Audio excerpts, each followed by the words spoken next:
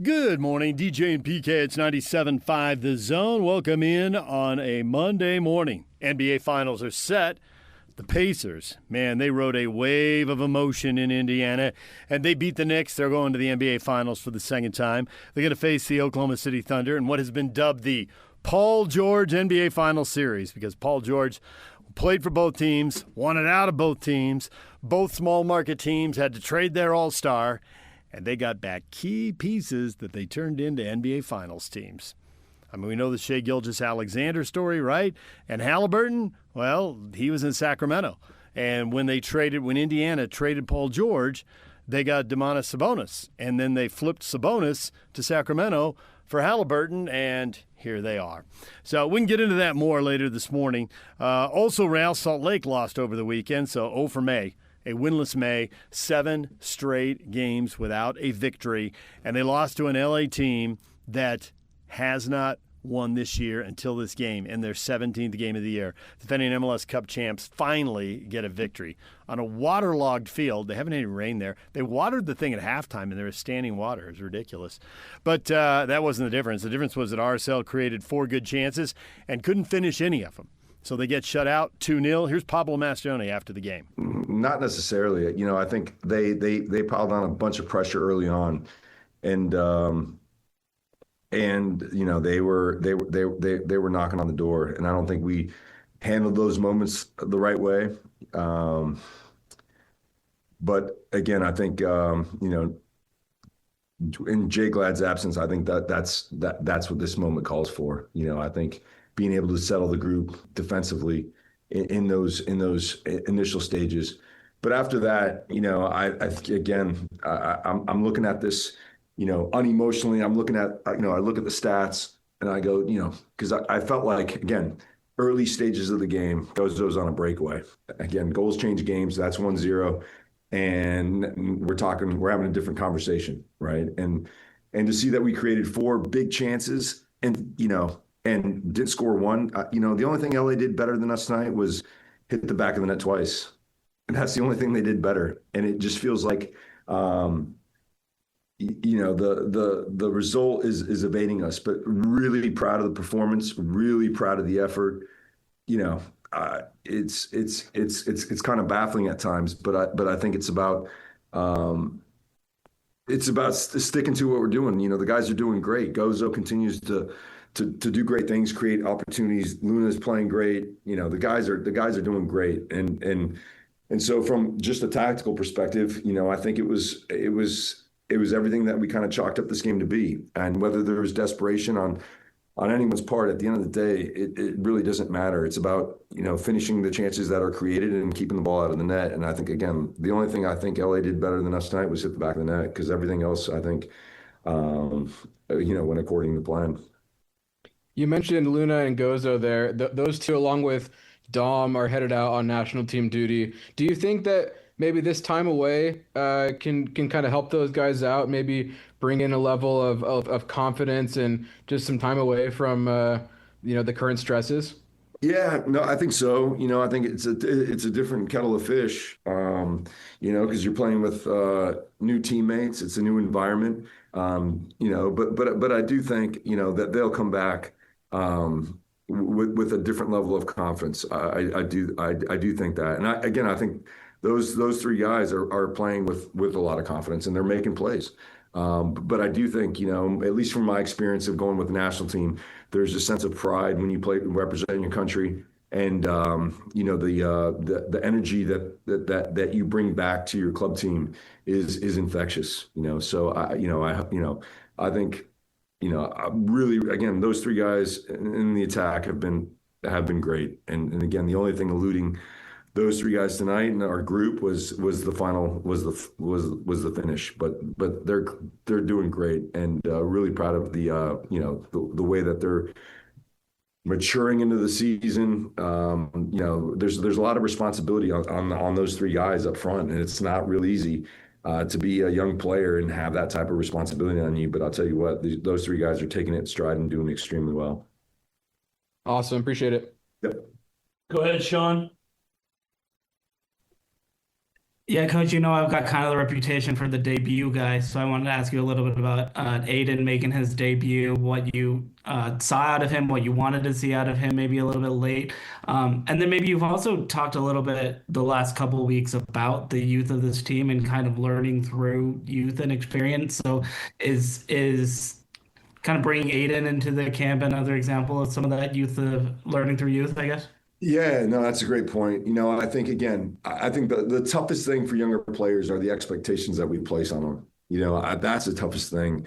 When you're in an environment that isn't so high pressure, it's those three guys and Aiden would blow it out of the water. And what I mean by that is I think the pressure of results always makes it you're just that much tighter than you typically would be. And Aiden's been training with us all week. He's been fantastic with the Monarchs, playing extremely well. And what I wanted to see, and what I said to him before he went in the game is like, listen, work your tail off and enjoy yourself. That's it. That's it. And what I wanted to see is him play with the same creativity, the same belief that he would play if he was playing with the Monarchs. And he made that one play on the touchline where he cut it back. And again, I think that's what Aiden brings. He's a great 1v1 player in the wide areas. And again, I can't imagine what it would be like to be 17 years old and playing a professional soccer game. And so for him to go in there, look the part, make one big play, I think it speaks volumes to what he can bring to our group. And again, I love their commitment. I love their effort. I love what they're doing. Again, Diego expressing himself, Gozo expressing himself, Dom, and now Aiden. Talk about, when we talk about winning through development, at the moment, we're not winning. But it will reap huge benefits for the team. And I think in the near future, I think these guys are, and I had to explain, some of the things that, it's difficult coming in the locker room when you're not getting results. But when I talk about, we created 4 big chances to their 1, right? And so what's the difference? The difference is finishing off one of those chances, and then the game changes. But I don't want to.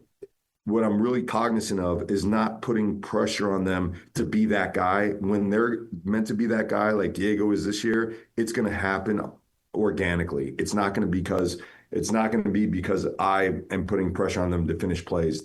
The process is sometimes a little bit longer, but there's no doubt that we have a really talented younger group of players that are growing right before our eyes. And again, the sky's the limit for all these guys. These guys have been awesome, and they're taking all the pressure and they're doing well with it. So I'm proud of the development that we've had, and I think they will be able to help us win games in the real near term versus a year from now or 6 months from now. They have it, and it's just about the first one hitting the back of the net, and then like everything else, the confidence is there, and everything will kind of fall into place.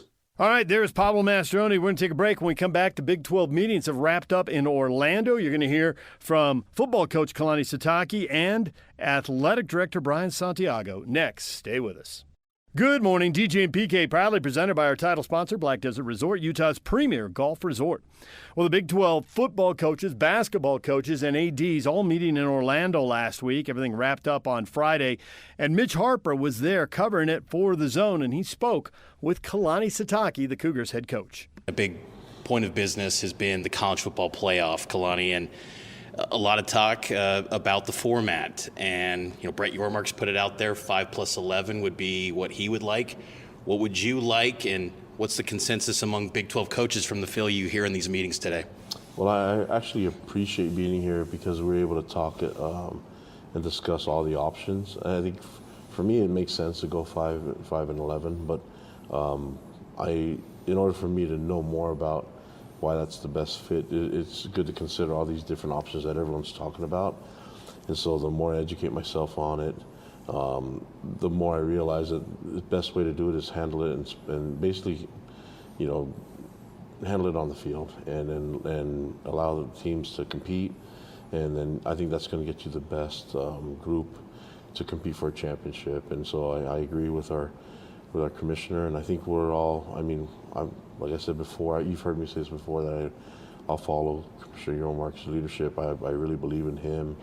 Love our partnership with the Big 12, and I've been really impressed with him and his staff, and just what they've been able to accomplish this week, and even the meetings with the head coaches has been amazing. So, really looking forward to this year, and I mean, Mitch, you've been here this whole time. It's kind of fun just being in the know. You know, I've been listening to the conversations. It's pretty cool to have to be involved in the meetings. What's the Big 12 going to do to maximize bids, though? Like, what's the messaging here in these meetings as to how to maximize the chance? Because last year with just the 12-team format, there was only one bid, and that was Arizona State.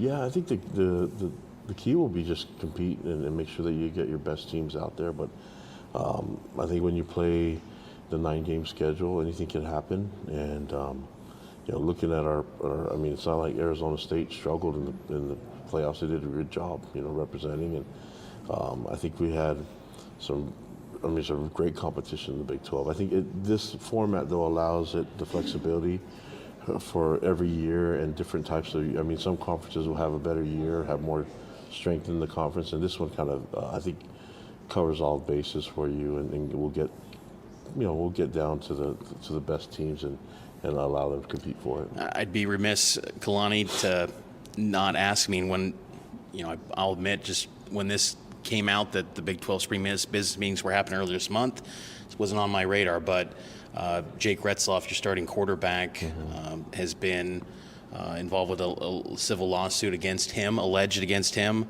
What's his status currently with this BYU football team as you're now 13 weeks away until kickoff coming up this weekend? Yeah, I mean, I think our university made a statement, and you know, at this point, I can't add any additional comment to that due to federal and privacy laws, and so I'll just leave it at that. But just know that you know, we're going to do our best to focus on the team culture and the team as a unit, and part of that is you know, our culture is love and learn, and we're going to be focused on that and allowing our team to really focus on our platform and things that we can do and how we can help people. How do you feel, though, and this is focusing on just the football side, my question here, how do you feel just about the rest of your quarterback unit, talking about McKay Hillstead and just Bourget and everyone, how Bear Bachmeyer added to the mix as well, just from the football side? Yeah, I think the best way to handle it is say that generally, you've known me for a long time now that I want to get the best and the deepest team possible. And so that's at every position, and quarterback being one of them. So I think the goal is to get the best guys out there and get as many as we can and allow them to compete. And so I know sometimes people are worried about rooms getting crowded at all the different positions, but I believe that there's enough to go around. And I believe in competition where the cream will rise to the top, and we're going to see that happen in fall camp. We're seeing it already in summer, and leadership's taking form. And it's great when you have a bunch of leaders that are transitioning into our program and joining a great culture. Who are your leaders right now? Yeah, it's all the guys that you think would be. I mean, when you talk about like Chase Roberts and Jack Kelly and Glasker and Tanner Wall, and I know I'm going to forget a bunch of Wayland Lapuajo and Bruce Mitchell and Sonny Macassini, you know, Parker Kingston. There's Carson Ryan's done a great job for us, Keanu Tanuvasa. And so that group's coming in, and you have mainstays like Logan Lutui and you know, but the new guys coming along has gotten everybody excited. And you saw the new guys that came in the spring. So I think everyone's really excited about them. But I just want to remind everyone that we have a good group of men on the team already that we know can play. You look at the running back position with I think L.J. Martin had an amazing spring, and him and Sione Moa did a great job in spring, and then Pokai Haunga did great there. Chavesa Damuni. So we got some Enoch Nawahine. So that's a lot of guys that can run the ball and have run the ball for us. And so every position I feel really good about, and I felt like the coaches did a great job at reloading some of the positions that we needed. and even adding some bulk to it, some size. I always think back to one of the early years in your tenure at BYU. I think it was 2017 Media Day. I think it was at the BYU Broadcasting Building. There was a question given to you about transfers, and you're just like, I'm going to let guys go. Like, they're part of the family, love them, but, and I'm paraphrasing, but it was just like, wherever they want to go, they can go. Yeah. Now, fast forward 8 years, it's different world of portal. There's a lot of movement for the players, but the portal windows are kind of tricky. How do you view the transfer portal windows, where they should land? Are you comfortable with the spring window? Do you want it just to be one in January? How do you feel about where portal should land in this calendar, which will probably change with the new changes? I think it's what we have now, the portal, and I think that maybe the question is, why are guys leaving and why are they transferring? If it's for playing time or money or whatever it is, I think the key is for us to be transparent with each other, and we've had to say goodbye to some really good players that are going to have opportunities to go play other places, and I appreciate all of them and the hard work that they put into our program. But the game has allowed us so that they can move on and they can go try different places, but that doesn't mean that I can't appreciate what they did for our program. And so they're always, once a Cougar, always a Cougar, and so we'll always be home for them.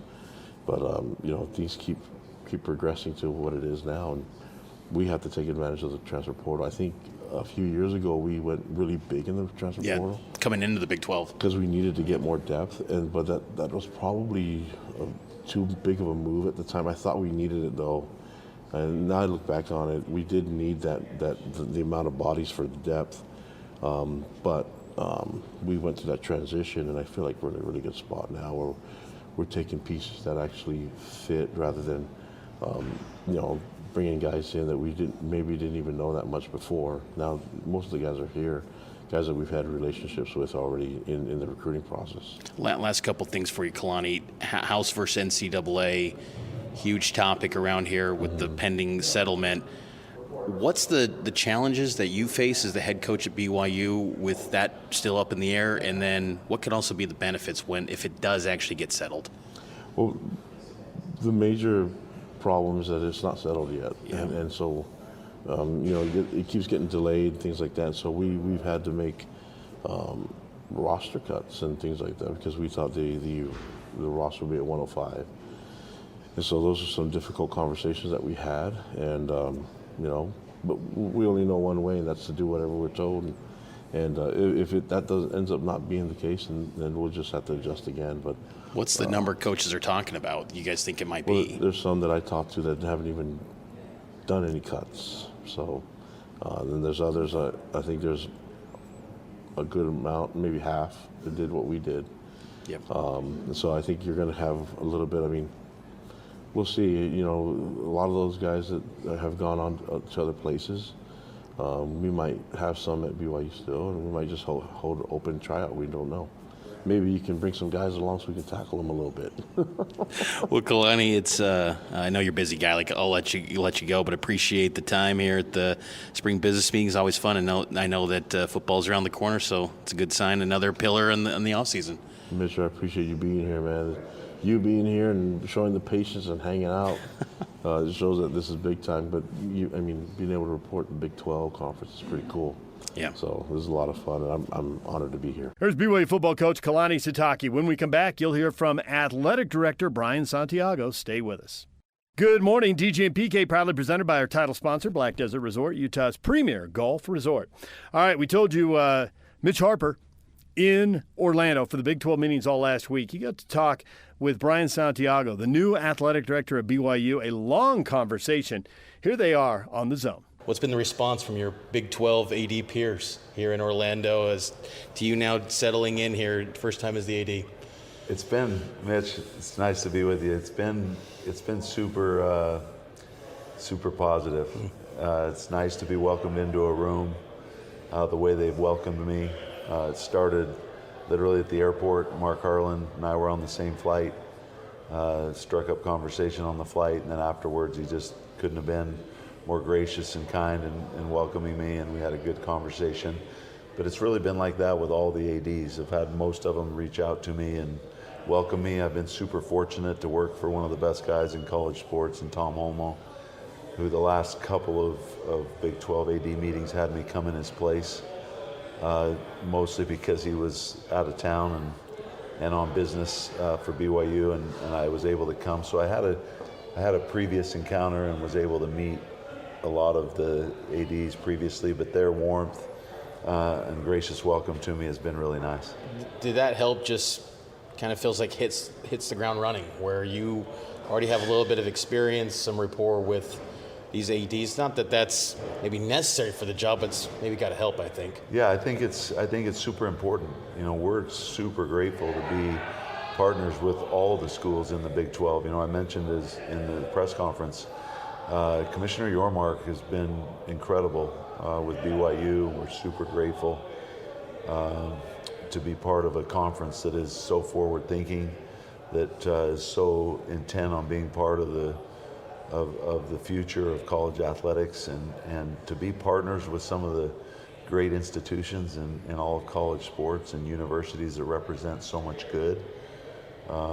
It's a privilege, and we look at it and we're super excited and humbled to be in the room with these other great ADs, and then today to be in the room with some of the best coaches, men's basketball and women's basketball coaches in the country, and tomorrow we'll be with the football coaches, and it's a powerful room with a lot of the great coaches and men and women in college sports.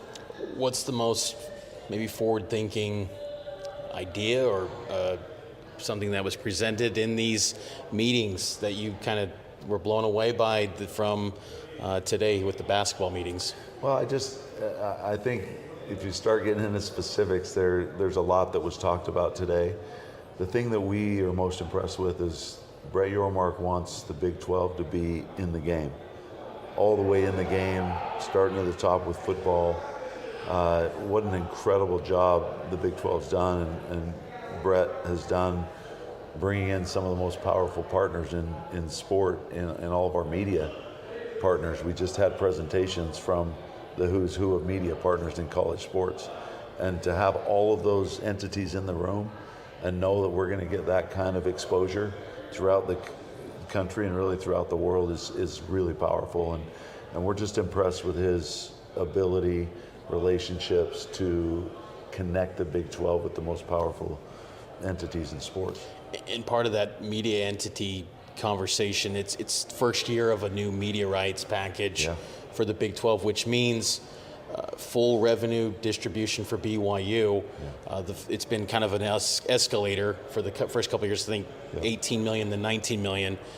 What is that going to do to change, I don't know, change is the right word, but even elevate BYU athletics more with increased resources and revenue from media rights? Yeah, the increased revenues and resources just allow you to, as I said earlier, to stay in the game, be in the game, and to chase greatness. You know, it's very important to us that we stay nationally relevant. We've shown that we're nationally relevant across the board. We want to stay nationally relevant. We want to chase greatness. But the important part, Mitch, is we want to do it the right way, and we want to do it the BYU way. We're not going to shy away from the fact of who we are and our unique mission at BYU, and we're going to do things the BYU way. And that's tying in not only our chasing greatness on the field, on the court, wherever it may be, but really developing young men and young women of faith. The faith part of BYU is embedded in us, and we actually think it's our strength. And we are unique, but we want to do it in a way where we're great partners.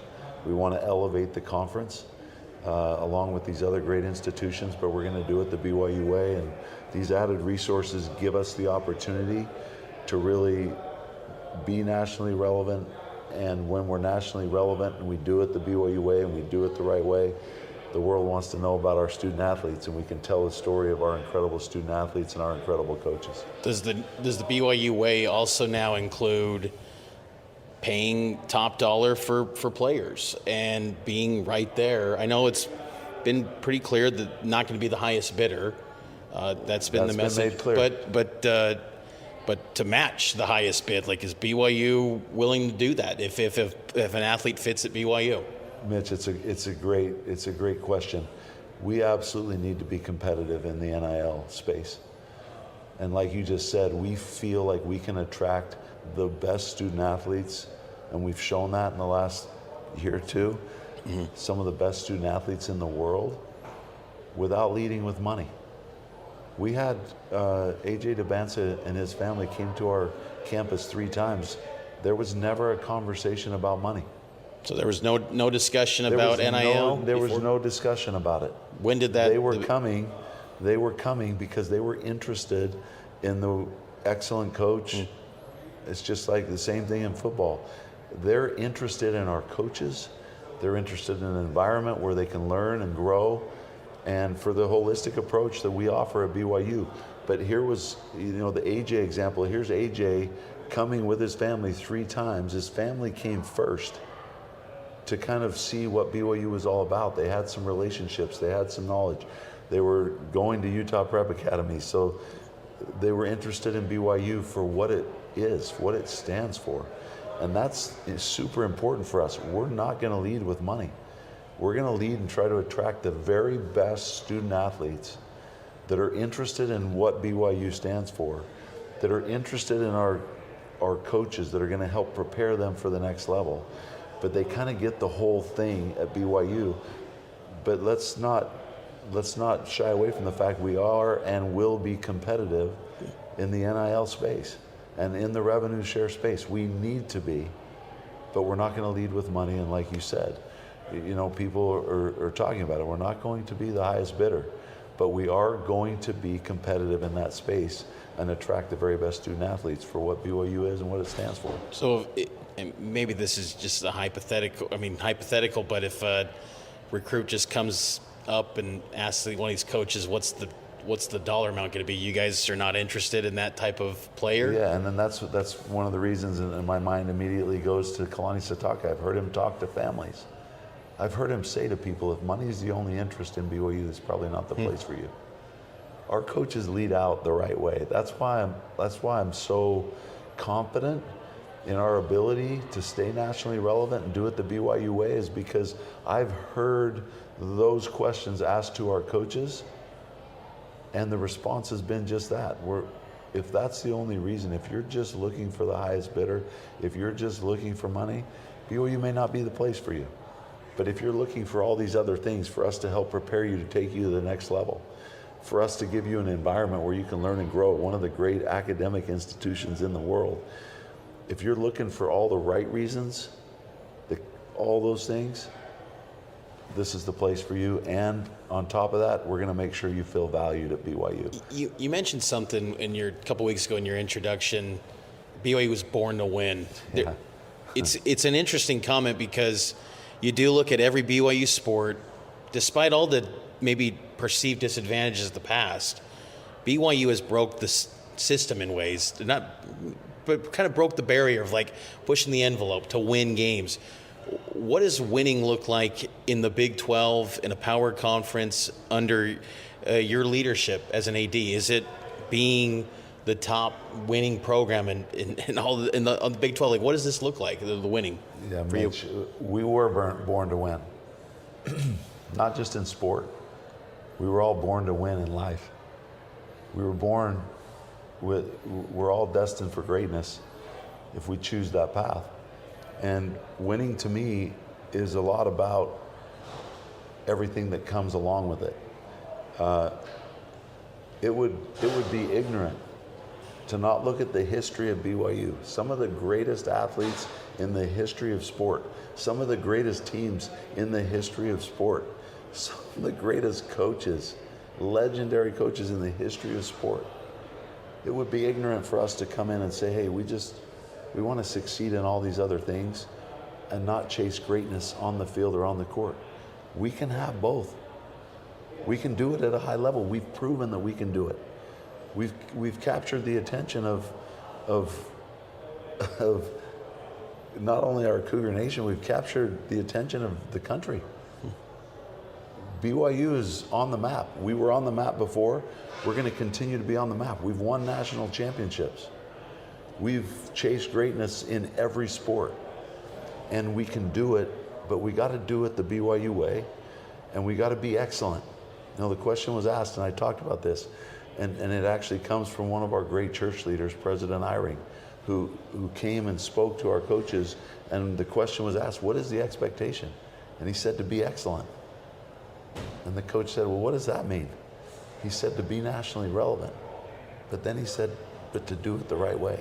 Because if we do that, and we're nationally relevant, and we do it the right way, and part of that is part of our mission of our school, then the world wants to know who we are.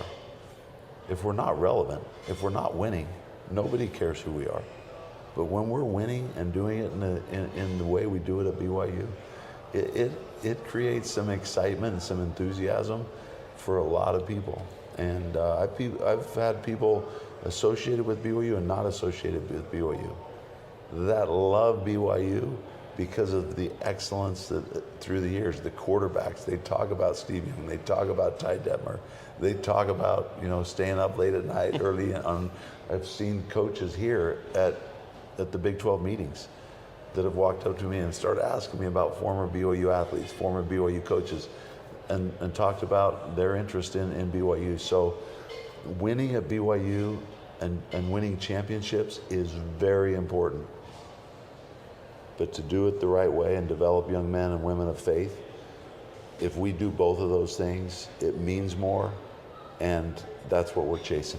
Winning championships is a hot topic around the country, and these spring meetings, the college football playoff in particular.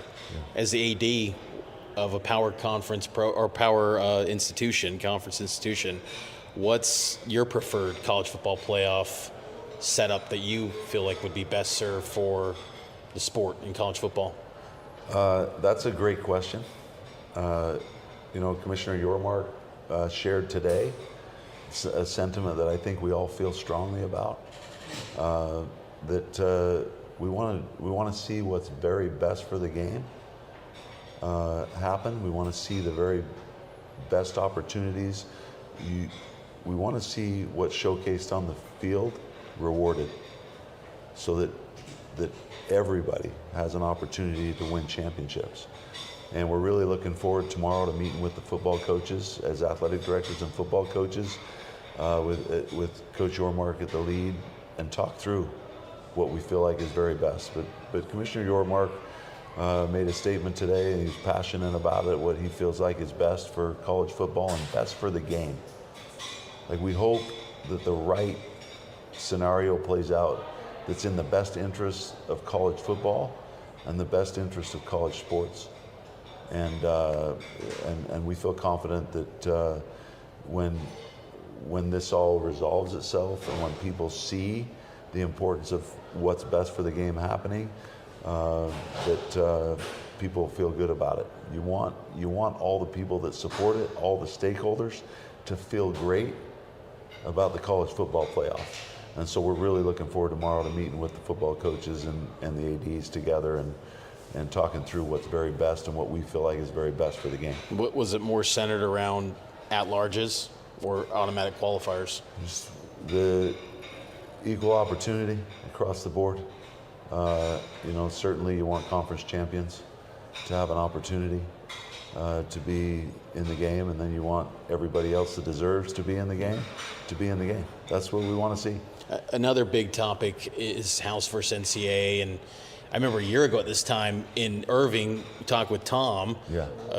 Days after the proposal settlement came to be, and now a year later it's still not finalized officially. Does BYU still plan to pay out revenue distribution through Utah state laws? Or, I mean, how is that going to work until that settlement goes through when July 1st rolls around? Yeah, we're all anxious to see how the settlement plays. There are a lot of ramifications to it coming to fruition. We've all been waiting. April 7th was a date that we all had circled, and now here we are on May. Yeah, it's May 28th. May 28th. Yeah. The settlement still has not been settled. It has ramifications on a number of fronts, so we're all just anxiously waiting for it. But certainly, we're going to align.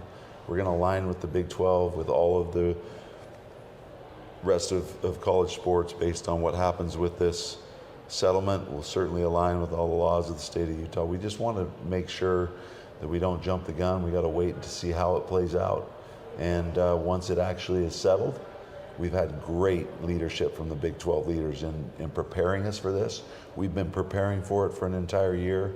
We're well situated to move forward as part of this new revenue share. We'll see how it plays out, but we feel like we're well situated. We've had great leadership from the Big 12. President Reese is excellent and has given us great direction, and so we're ready, and we'll pivot when we need to pivot. Will BYU hit that $20.5 million mark? In this first year, we'll see how it plays, but that's why they say up to 20.5. We want to be competitive, but we're also going to stay within the kind of the bounds that we have at BYU. But it's always nice, there are a lot of factors, Mitch, that go into it. You've got Alston. I mean, I don't want to get into the weeds, but there's so many factors that lead into that up to 20.5.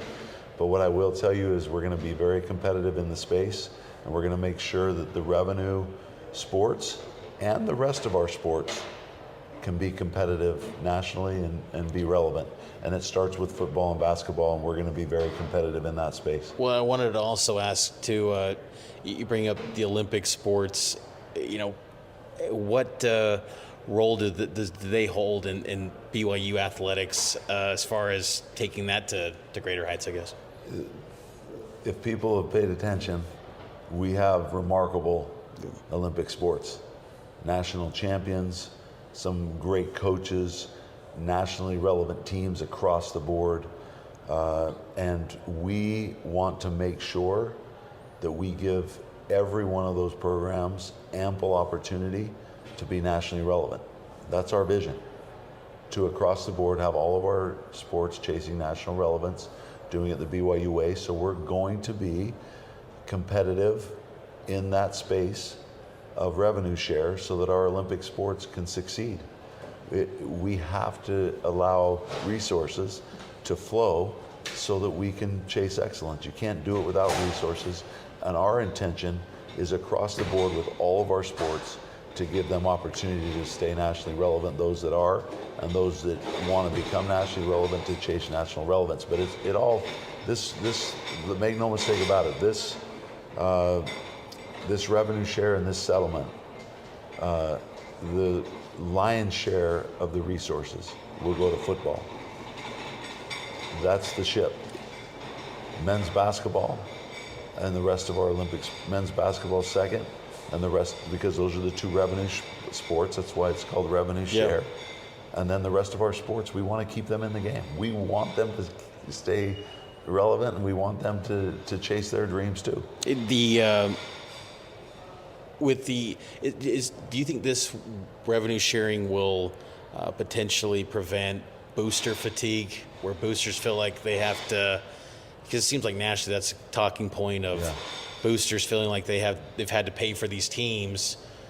BYU has really stepped up and has got a very passionate fan base and booster base.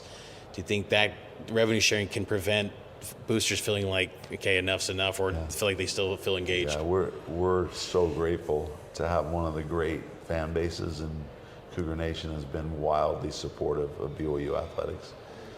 This transition to revenue share continues a great partnership. We are going to need our very best and our very faithful fan base to continue to be a part of BYU athletics and partner with us. We need resources, but there are also other ways, and it also ties back to Cougar Nation, because you've got to have revenue streams that can sustain the revenue share. A lot of people don't understand that $20.5 million or up to $20.5 million, there are a lot of people that think the NCAA is providing that. This is money that we've got to come up with. And so to be sustainable, you've got to come up with new revenue streams. You've got to be efficient in the way you run your athletic department. And a part of all those revenue streams, one of the main ones, in addition to football and basketball ticket sales, is you've got to have great conference affiliation, which is a big part of us being in the Big 12. provides that, and then you've got to have your key stakeholders and your donors and your corporate sponsors coming to the table and continue to partner with you in even greater ways. And we're super fortunate and blessed to have some of the greatest corporate sponsors and greatest donors in all of college sports that are passionate about BYU. But one of the reasons they're passionate about BYU is because of the mission. And tying those things together, we feel like we're in a position of strength, and we're going to be able to sustain it for years to come. How much of your connection to those corporate sponsors and boosters do you feel maybe helped you get the AD job? Well, I like to think that relationships across the board matter.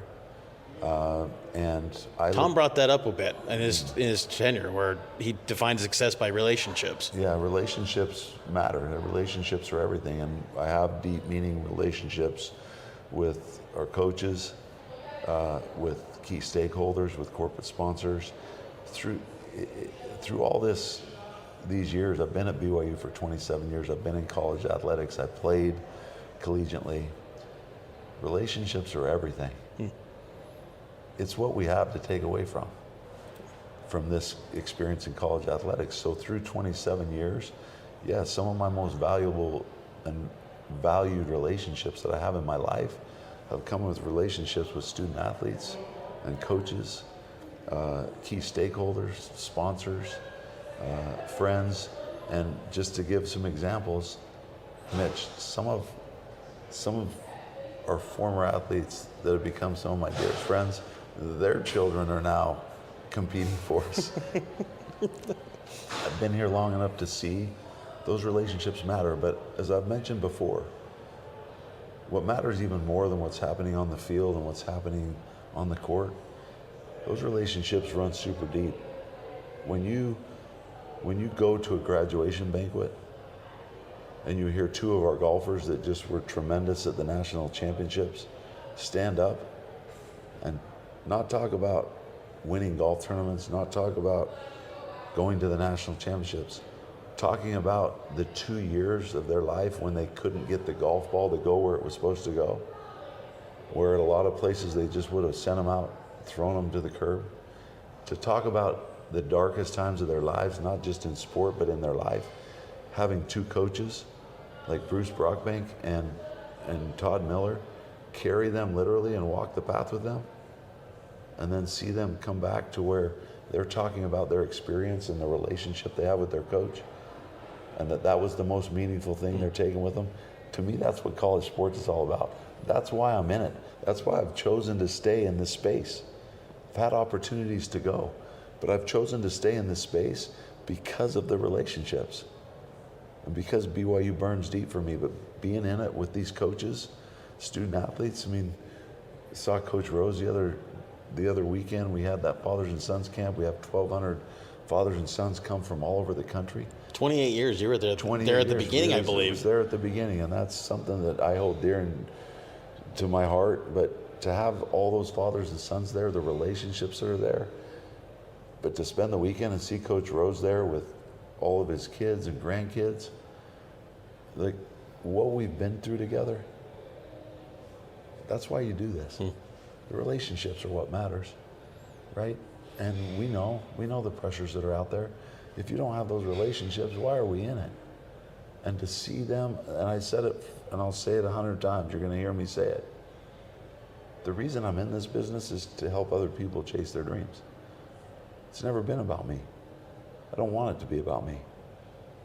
I don't want people talking about me. I want them talking about our coaches, about these student athletes, and about what's the greatness that's happening in this great institution and the church that we represent. That's why we do this, is to try to help everybody else fly. That's the only reason I do this, is I want to see other people fly. Because when they fly, just like as a point guard, when you make a great pass and you see somebody else finish, that's what's always given me satisfaction. I just want to see other people fly. And it's great insight. And just to follow up, you were pretty candid a couple weeks ago at your introduction about detractors. Like, do you feel like that's kind of, it's been less detractors as you've settled in and people start to get to know you more in the spotlight role? Listen, I've just always tried to do good. and to do good for other people. And in life, people talk a little bit about me being competitive. We are in college athletics. I think it takes some competitive juice to climb to the top of the mountain. Seeing these people here at the Big 12 meetings, there's some of the top people in college sports. You've got to be pretty competitive, I'd say. If you're not in the game, you're not competitive. It's super hard to compete at the highest level. And yeah, I am super competitive. And I just hope that people have a chance to get to know me. People only see a certain side, but the people that know me through 27 years, the people that have walked the path with me, they know my heart, they know my soul. I just want to help people be great, and the relationships really matter to me. And I just hope people can see through time that we all go through a process of evolving and trying to be better, and I hope people can see that how deeply I care about our student athletes and our coaches. And the student athletes that I've heard from over the last 2 weeks, and the coaches that I've heard from, and the people around the country that I've heard from, has been super. It's been super humbling to just feel like people just pulling for me. And I just hope that those that don't know me as well will get a chance to get to know me, and then they'll realize, oh, he's in it. He's in it for all the right reasons. And I got a note today from someone that I'd competed against in the past that just said, hey, just getting to know you a little bit over the last week or two, I'm all the way in your corner. We believe in where you're taking this athletic department. We now see that you were right in the trenches with Tom Holmoe for a reason, and there's great trust there. And I hope people just get to know that there's great trust in BYU athletics and the mission, and doing things in a way that's going to bring Cougar Nation together. I always say, I just want to be united with Cougar Nation as we try to chase greatness. Great stuff. A few more moments, Brian. I appreciate all this time. It's great. What's after you leave Big 12 spring business meetings here in Orlando? What will be on the agenda for you? Is it still how you rounding out the staff, deputy AD? What's on the to-do list for you? What I'm really excited about moving forward, Mitch, is I'm excited to get back to campus and have some time to meet with all of our coaches, with all of the people that are in our athletic department, and to put together an executive team around me that is a team that's probably going to look a little different. I think the landscape of college athletics requires that we have the right people involved to spread some of the responsibilities. And we have some excellent people in BYU athletics. I tried to say this at the press conference. This wasn't Tom Holmoe and Brian Santiago building this greatness. We have an excellent team in BYU athletics. So I'm looking forward to going back, spending time with our coaches, with our athletic department personnel, putting together an executive team, a strategy team as we move forward that's going to help us maintain that excellence and to grow the excellence. And so that's the first item of business, make sure that I have time and that I'm able to spend one-on-one time with each of the key stakeholders in the athletic department. Any goals for facilities that Tom and you had maybe visions of when you joined the Big 12 to carry out? Yeah, listen, we've got to stay competitive. Again, we're not going to lead out with trying to keep up. What we're going to do is we're going to try to be competitive and stay in the game and make sure we provide our student athletes with world-class facilities so that they can continue to chase their dreams. It's a big part of recruiting. When those student athletes come on campus, they're looking for the experience they're going to have, but they also want to know that they're going to have facilities and resources to help them chase their dreams. And we've got some, LaVell Edwards Stadium is one of the great venues in all of college sports. The Marriott Center, I don't know if it gets any better. We're adding on and pouring resources into baseball right now. We're building a new practice facility for baseball. We've got other facilities that are a little older that we're taking a look at. But yeah, we've got a great plan. We're partnering with the university and looking at some great plans into the future of upgrading some facilities. And we want our student athletes to have the very best experience possible. And part of that is making sure that they have facilities and resources to help them chase their dreams. Last thing, Brian, and I know it's a sensitive topic, but I'd be remiss not to ask, just considering the nature of it last week with Jake Retzloff. What's the latest with Jake and his status with the school in regards to the civil lawsuit? Mitch, it's a fair question. It's a private matter. The university made a statement, and Jake and his attorney have both released statements. And our responsibility is to care for our student athletes. Certainly, it's a tough situation. Be ignorant not to say it's a tough situation, but it's a private matter that's going to be handled privately. We just found out about it when others found out about it, and so we want to respect the privacy of Jake. We want to respect the privacy of the university. We want to respect the privacy of those involved as the matter gets worked out, and have full confidence that the right thing will happen moving forward. There's Mitch Harper with Brian Santiago. When we come back, what is trending? The headlines are next. It's time to get your morning started with the news you need to know. News update. This is what's trending with DJ and PK. Hashtag NBA. Moving to his left, here it comes, and of course it's good from 1,274 feet away. Out on the left side, and the way this game has gone, Eddie, you knew when he shot it, it was going in. Just cause. Into the forecourt, Halliburton, all the way to the goal. He lobbed it to the rim. Checkmate! Checkmate! Toppin with a dunk. 49 states, it's just basketball, but this is Indiana.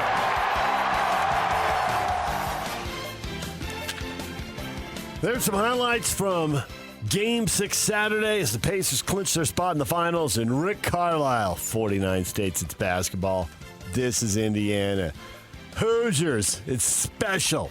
And they're in the NBA Finals for the second time. Yeah, but what about U.S. territories? What's it in Puerto Rico, the Virgin Islands? A lot of different things, you have to ask yourself, where do they fit in? U.S. Virgin Islands, home of Tim Duncan? I mean, I don't know why just you limit it, that's just, I want to include everybody. Guam, where baby. do they fit in? Let's discuss Guam and basketball and beaches and airfare. Pacers right. Tyrese Halliburton, who they got for Domantas Sabonis, who they acquired when they had to trade Paul George.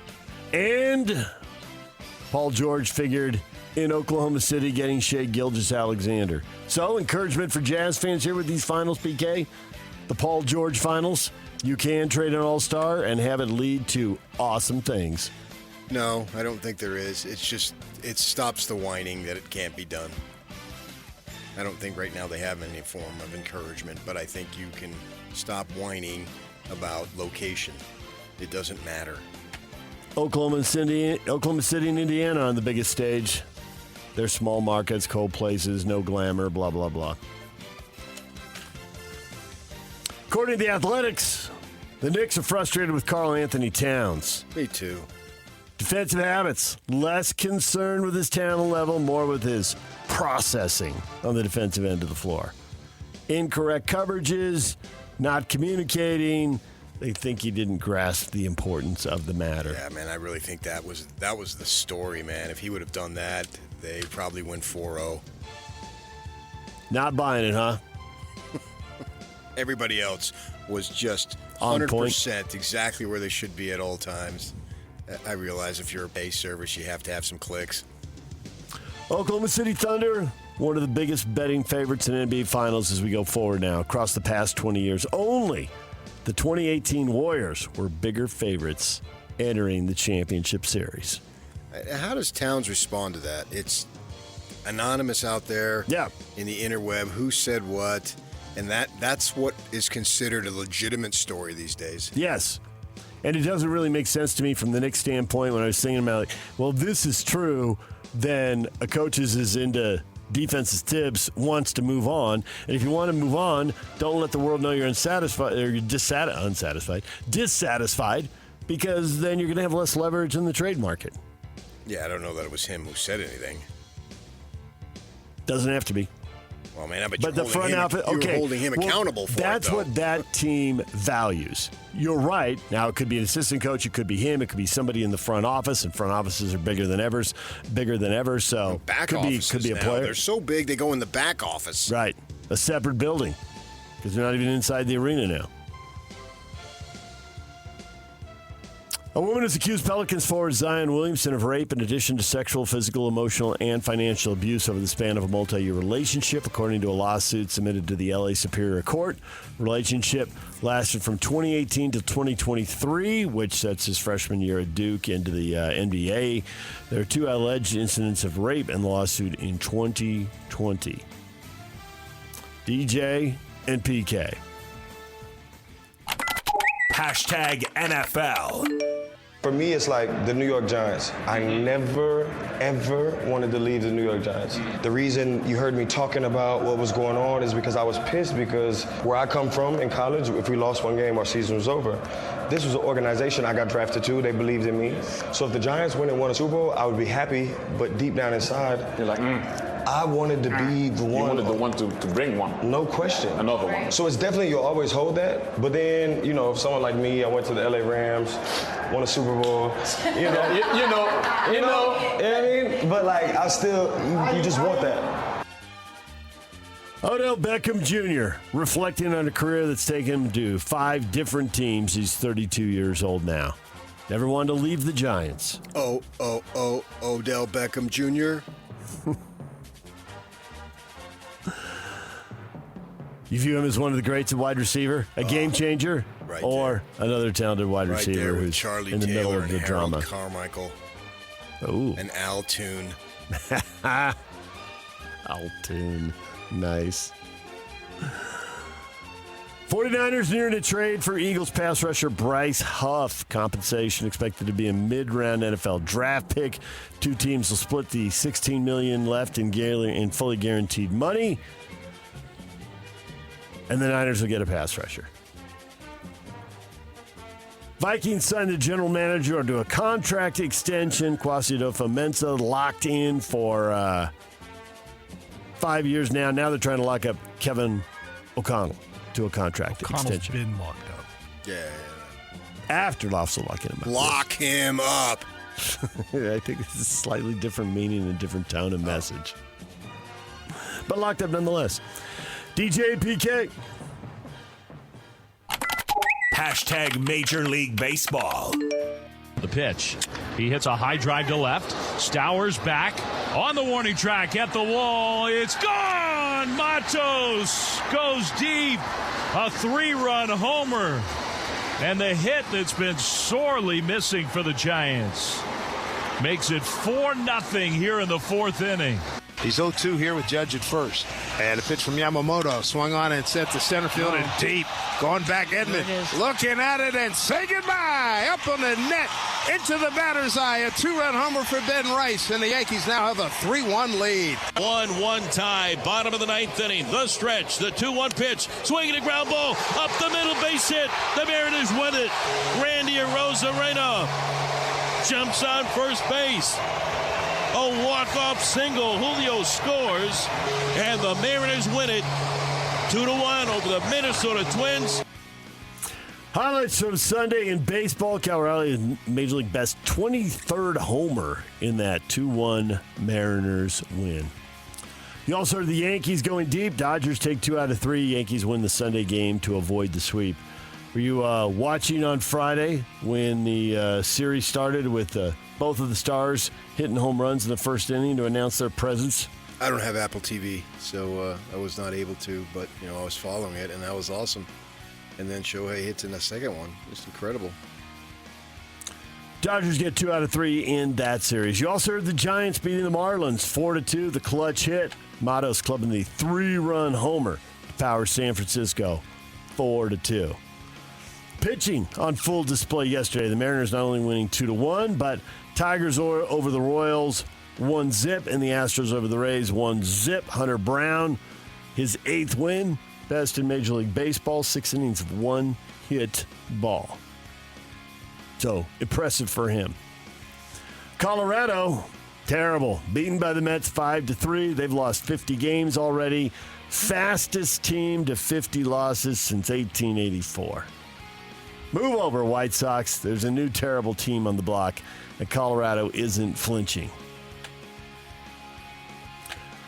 The Bees, beaten by the Rainiers all week long, one day after another. 5-3 the final score.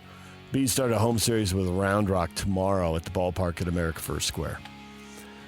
DJ and PK. Hashtag RSL. Real Salt Lake shut out. The Galaxy score once in each half, get the 2-0 win. RSL losing to a team that hadn't won all year. Galaxy get their first win in 17 games. Midway through the season, there's a break now. RSL's off until the 14th. Diego Luna headed to play with the U.S. men's national team. And RSL left figuring out how are they going to finish these chances they're creating. 3 of them, actually, for the 18-year-old Xavier Gozo. But he hits the post, he gets saved, and they end up not scoring. So go Gozos. Finish your chances. So go Gozos. In 2 weeks, they'll be back home. DJ and PK. Hashtag golf. Scotty Scheffler wins again. He won the Memorial last year. He wins it again this year. He is on fire. He's got 3 wins in the last 5 weeks on the PGA Tour. He's played 4 events. Been beaten by a total of 3 guys. 1 4th-place finish and 3 titles. He's 10 under. He ends up winning this by 4 shots, and he actually led by 5 coming down the stretch there. Scheffler dominating, and then afterwards Jack Nicklaus saying that these other guys are nice golfers, but they're just not in his league. Well, that's a big old duh. Yeah. Got Scheffler penciled in for the U.S. Open now? I got it in pen. It's in ink? Blood. Frame it, blood. Nice. That's the oath I've taken. That's New Jersey commitment to golf right there. He makes his picks in blood. Tony Finau settled into a tie for 31st. He was 5 over for the tournament, but it's Scotty Scheffler for the win again. I guess we'll come out of this watching this hot streak from Scheffler, thinking that Rory McIlroy had a window and took advantage of it. Scheffler starting his training late after cutting his hand, and 3 wins for McIlroy, including the Masters. But, man, if Scheffler had started practicing early and training, would he have been on his game earlier, and would the Masters have been a different story? I mean, he's not going to win every one of them. True story. Just seems like it lately. DJ and PK. Hashtag NHL. Stanley Cup Finals. Edmonton Oilers are in, and they should have forward Connor Brown back in their lineup Wednesday when they play Game 1 with the Florida Panthers, who should also get Anton Lundell back. Both missed time in the conference finals due to injuries. Both teams expected to be near full strength by Wednesday. So I mean, that's what time you off. want. Yeah. You want everybody healthy? No, I want nobody healthy. Either nobody or everybody. Nothing in between. Stanley Cup Finals start Wednesday. NBA Finals start Thursday. What is trending concludes right here. Brought to you by Shamrock Plumbing. There's no job too big or too small. Get the personal touch with Shamrock Plumbing. Coming up, Steve Cleveland, former BYU basketball coach, joins us. We'll talk NBA Finals with him at 8 o'clock. Bill Seals covering the Iowa State Cyclones for Rivals Cyclone Report. Our spring football tour at 9 o'clock looks at Iowa State. The question of the day is next. Stay with us. Ladies and gentlemen, may I present... This is JJ and Alex. Tim Reynolds joining us on the program. He writes for the AP. It's 11 conference champions in the last 7 years, too. 11 out of the 14 have been different. So not only has there been a change in who wins it, there's also a change in the teams that get there. I mean, we've had a new CBA and rule changes within it. The aprons, they changed a lot of things for a lot of teams. It's really tough for teams to get good now from the middle. You've either got to bottom out or you've got to get super lucky or you're stuck in the middle. I think it's great that legitimately 20 of the 30 teams can honestly say we have a chance. The NFL doesn't have that. Major League Baseball doesn't have that. It's great for the league because the league didn't have this for a while. Now we just have new things to complain about. We complained about how boring it was when it was Cleveland Golden State every year. Now we just complain about other stuff. Catch JJ and Alex afternoons from 3 to 6. Presented by G2G Bars on 97.5, the KSL Sports Zone. Don't miss your chance to win big every week on The Zone. This week on Win Ticket Wednesday, you could win tickets to Aerofest with Styx, Kevin Cronin, former lead singer, REO Speedwagon, Don Felder from the Eagles, June 11th at the Utah First Credit Union Amphitheater. Tickets are on sale now, livenation.com. Listen to The Zone all day Wednesday for your chance to win. Baby. Question of the morning. It's the Thunder and it's the Pacers. If Oklahoma City and Indiana can do this, doesn't it prove that small market teams can succeed? I think you're right with Pacer. It is all about Halliburton. The Pacer? Yeah. Halliburton. He's the Pacer. And his supporting cast. Right now he is. Got it going on. He is the guy. Yeah. Michael says, well, it depends. Look at the Pacers and look at the Jazz. One team tanked, the other team played like their lives depended on it. Mm-hmm. Which one was which? Good one. Thank you. Small market teams, Travis says, can succeed if they get talented players and actually keep them instead of trading them all away. Jazz front office, take note. Well, small market teams did have talented players and traded them away. The Paul George trades launched both these teams. Not always directly. It was more indirectly with Indiana. Trade Paul George, get Sabonis. Trade Sabonis, get Halliburton. Yeah, I mean, you're hung up on the Paul George thing. You thought that was clever, so you're going to run with it all week, I can tell. The Thunder got their top two players out of that trade. The draft pick that became Jalen Williams, number 12, was a Clipper pick, and obviously SGA. Yeah, I love it when you spend time with the computer. Or did somebody tell you that? Both. Obvious. Well, I didn't just look up in the sky and divine it. I was looking at the clouds, and it came to me. Well, I knew somebody had to put it in your ear. So that's a big deal toward you. I mean, they could have done it another guy. The fact is, it doesn't matter how you did it. It just matters that you did do it. I mean, every team can say, oh, if you didn't do this, you didn't do that. If the Mavericks wouldn't have taken Terrence Stansbury, then if they would have taken Stockton ahead, I mean, you can just play that game forever. So everybody, this is not unique to these two teams. That's the way teams come together. Stuff happens, and you go your moves. I mean, the good thing here is that if you're looking for excuses, this franchise doesn't have any anymore. No. Two small market teams had an all-star say, I went out, and 6 and 8 years later, those two teams are in the NBA Finals. You're going to continue to beat the Paul George thing. Well, I'm pretty much done. That's everything I got for you. But to your point, they could have traded somebody else and been even better. To your point now, in the West, that's 6 different teams in the West in 6 years. There are lots of teams who've taken lots of the paths, and the fact is, since the Warriors dynasty ended, there's a whole lineup of different teams that have gone. And whoever wins this, we're going to have 7 different champions in 7 years. So again, it's a whole different lineup. Get your guys, and the door is open. There's just no excuse. They have none. And they will tell you they have none. There's nothing standing in the way. And I've always believed that. I always believed that this idea of, oh, woe is me, that's just an excuse. Because if it's not an excuse and it's the way it is, then just come out and say, guys, man, we're in Salt Lake City, Utah. We can't get this done. Why even try? We're just going to put out a product that's pretty good and hope you enjoy it, and we'll all make money, we'll all get rich, and we'll be home every June, and we'll be on vacation. That sounds pretty good to me. How about you? Yeah, Bob, sure. You like it, Tony? Yeah. All right, ready to go. But that's not the attitude that they've taken. There is no excuse. There never has been. I don't want to hear it. And if Mitchell and Hayward want to go, great, let them go. Then rebuild and get better. I mean, it's not like Mitchell and we're looking at the players that wanted to leave here. At best, they're nice players. But they couldn't get you where you wanted to go anyway. So why are you so freaking hung up on players who don't want to be here?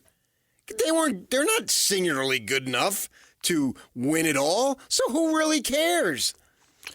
None of those guys, none of those high-profile guys, those all-stars who wanted out, took their subsequent teams to the NBA Finals. That's what I'm saying. There it is.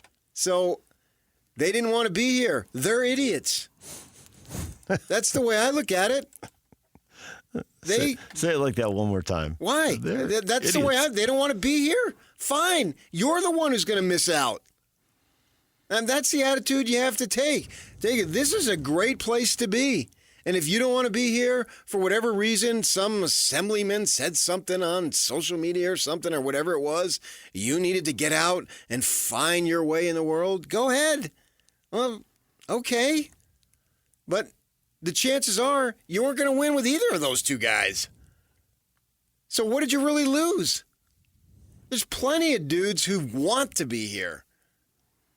There's no question about that. I would argue it's way more who want to be here if given the opportunity than who don't want to be here. So that excuse has long been gone. Now you have to go find the right players, put them together. It's hard. But there's not impediments that location is one of them. No, I refuse to accept it. I never did accept it. Play it to your strength. Why wouldn't you do that? We've seen the Utah football team do that. Somehow they overcame, and even younger guys. And guys that back then didn't have the money to go wherever they want for 4 or 5 months. You got kids out of Florida. You got kids out of Texas. Great, phenomenal players. And they managed to do it because they played to the strength of the community, not the weaknesses. It's like I say in the drafts.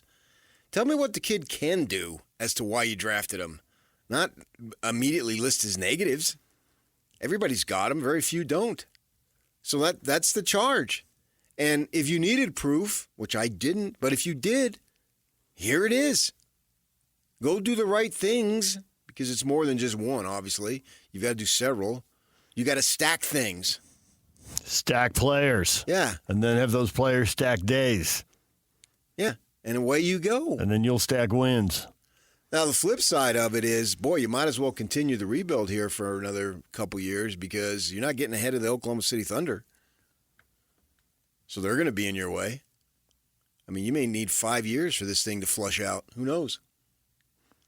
We'll see when they have to re-sign everybody what it looks like in a couple of years. Yeah, that's what I'm saying. Yeah. But, I mean, they've answered the questions. They look good next year, and they should look really good the year after that. And then all the contracts will be up, and we'll see what happens. Yeah, right. So keep going. And keep doing what you're supposed to be doing. And you try to get there. It's like in college now is the same thing. I mean, several years ago, you said, oh, what are the Sun Devils playing for? The Sun Bowl? No. They're playing for next year to get to the Rose Bowl. And if they don't get there then they're playing for the year after to get to the Rose Bowl. Things have changed now. But they got to the playoffs. You condescendingly asked me that question. They got to the playoffs. Rocky Long must have been high and mighty, and you were feeling good about yourself when Rocky you said Long, that. Rocky Long was already good, or already gone. Not when they went to the Sun Bowl. No, he wasn't. Oh, really? Yes. Well, time flies then. You can go look it up, which I'm sure you'll do. But you're always playing for the ultimate prize. And if you don't get it, that doesn't mean you quit. You just keep going. And maybe you can pull off the almighty Paul George trade. or whoever is that player. The goals never change. That's what's so cool about it. And I believe if you keep working hard and keep doing what you're doing, you have that opportunity. And you love the history stuff. How long did it take Ainge to get a title in Boston? I'd have to look that up, but I think 4 years. Okay. Well, where is he now? Year 4. Is it 4 already? Oh, well, we're going into 4 since, yeah. Okay. Didn't he watch team for 1 year? Did he what? Watch the team for 1 year. Oh, okay. And then break it up. All right, yeah. Yeah, I don't remember he was they kind of ham and egged when he came aboard. They did. And they tried to say that they were in some golf tournament in the Bahamas or something, and that's when the light came on. He left the Celtics, and then like 6 months later, it was with the Jazz. And it was like, well, you knew this was going to happen. It did appear. It did appear. Yeah. Right. It did appear that's, and they like to, they don't want to play that up. So the point being is that even with the most or second most glamorous franchise, depending on which side of the country you reside in, it took a couple years to get going. And obviously, the Celtics didn't rebuild to the level that we're going through with this team right now. So it's going to take longer. Well, they hit because they traded a draft pick for a veteran. And so that sped everything up. And who cares how long it takes? Whether that was 4, I think the fans care. Whether that took 4 or 6 for Oklahoma City if they pull it off, or 8 if it's Indiana. I mean, if it's 10 but years, you don't know get that. it. You don't know that. Sure. If you tell every Jazz fan in 2032 you will win the NBA title, that'd say absolutely fine. But you're looking at it in retrospect. And when you're in the middle of it and you're playing bunches, basically minor league dudes, and try to pawn them off as major league dudes with major league prices, that gets disheartening, especially if you want to look at history for the typical Jazz fan. He or she has had hope for a good majority of those years, and now they don't have any. So it's easy for us to say, well, who cares how long? Because we don't have that emotional investment. Right. It's not our team. But when you say 4, 6, 8, or 10 years, you're going to see the possibilities before it happens. It's not going to come out of nowhere. So hope will be restored before they get to this alleged championship that's out there somewhere. Okay, well, so put your time frame on it, whatever. I mean, I just took the words you said. If you want to amend it, that's fine. I do that all the time. What's your amendment? When does hope arrive? I get your point, and it's an excellent point. It depends on who they draft. I don't know. It depends on who they draft. Of course we don't know. Right. Well, hope, nobody knows anything about hope, because hope is no guarantee to anything. By definition, it's nebulous. Sure, so obviously you don't know. That wasn't in doubt. But when Donovan Mitchell in his rookie year was playing against the Thunder and Joe Ingles was irritating Paul George and they won a playoff series, hope had returned. But you said 10 years. Then you just said hope could be restored before that, because you're not going to go from crap to really good in a single year. I agree with you. I would assume you would see something 2 or 3 years in advance. Okay. So now we're down to 7. Right. It would be interesting to talk to Indiana for a team. We have 4 more because we've already done 3. Oh, yeah. To me, 3's gone. Yeah, so if it's 10 years, we could be 4 years away from hope. And we got hope for, all right, 4 years away from hope. I like it. I like that premise. No, I'm serious. There has to be something that I realize. I can't, in 4 years, I'm not going to come back. You lied to me. I'm not going to say that. No, it's a good point you're making. In 4 years, if it hasn't happened, it'll be, how come there's no hope yet? Right. No how question. Come there's no hope yet? 100%. Something, yes. So you already got 3 in the bank, and you're talking about another 4. I'm with you. The recent thing, off what I've heard and what I've read and what I've seen, it's Harper, and for so long it was a Cooper flag, right? With good reason. Yeah. Cooper. He's in it. And reading stuff lately, because Cooper seems like a settled deal and people have to write and talk about something else, is like Harper would be really good And people really would be talking about him if he's the number one pick, but he's been overshadowed by Flagg. But this guy can really move the needle for whoever gets him. Now the Jazz with all these assets and Trader Danny with his nickname and reputation, can the Jazz move up? And talking to people, the consensus seems to be he's so good, the Spurs really want him. He doesn't really fit with their roster, and because of that, they will rearrange their roster. They are not moving that guy. The anticipation is they probably, because I think if you traded up and got Harper, I think Hope would arrive on draft night or whenever you get the trade. If it's part of a marketing deal that can't be done until the middle of the summer. Incremental hope, though. You can have incremental. Hope better of a better day better be here in 23 days.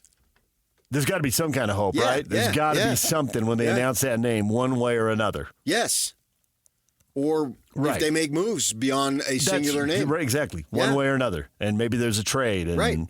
No, if I come out of, we get to like 9 o'clock on June 25th, I got no hope. My hope hasn't improved at all. It's bad enough the lottery didn't go your way. Now, if this doesn't go your way, oh my goodness, that's awful. If you walk in the next morning, look at me and go, DJ, I got no hope. Well, I believe that's not possible. I would think so. In this draft with all these names, there ought to be some intrigue at minimum. And you've got players available. You've got draft picks available. You have future draft picks I'm talking about. And you have draft picks right now, today. Yes, the team, I think it's imperative that the team takes some kind of progressional step. Is it a leap? Is it a standing broad jump? Is it just a step? There's got to be something somewhere. And that comes in two different flavors because there's whatever it is and it turns out to be, and there's whatever we believe it is in the moment. When they drafted Donovan Mitchell, we're like, that's interesting. Then we saw him in Summer League. That might be really interesting. Then we saw him in the regular season. They must love this guy because he's jacking up shots left and right. He's missing everything. And the coach isn't losing his mind. All the veterans seem super patient with him. There's something going on. So there's a progression figuring out what Donovan could do. Yeah, and your guy, Paul George, I remember him in this arena. He was asked about it, and he said, oh, no, we have the same agency. I saw him. I know he's going to be good. Mm-hmm. He just said it so matter of fact. Yep.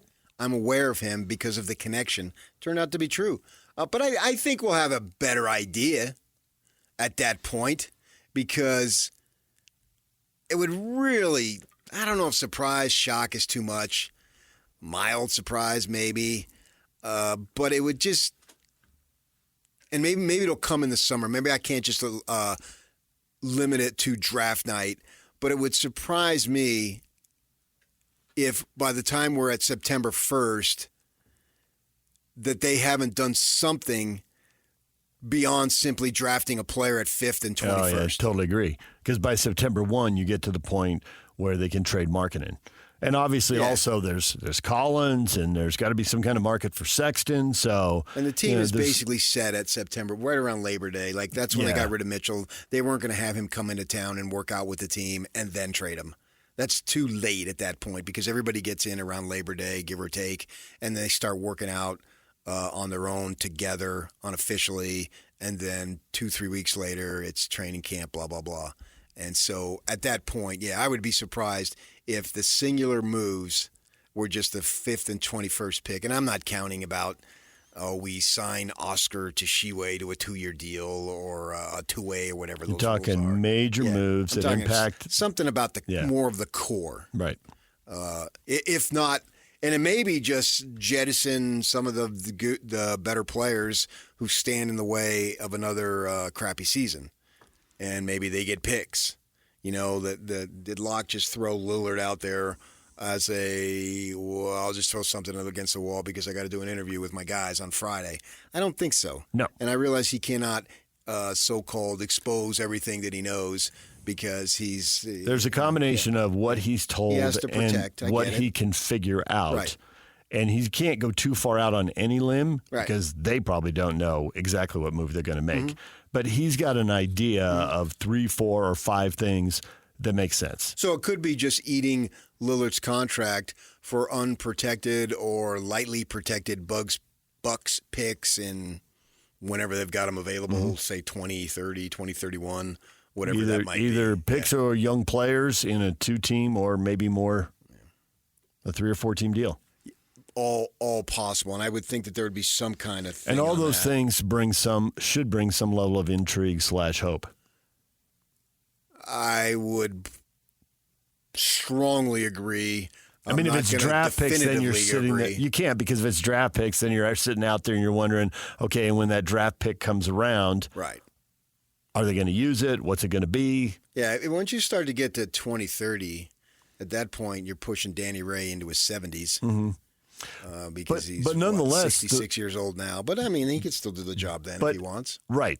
But those picks might not be for building a team. They may be for rebuilding it on the fly.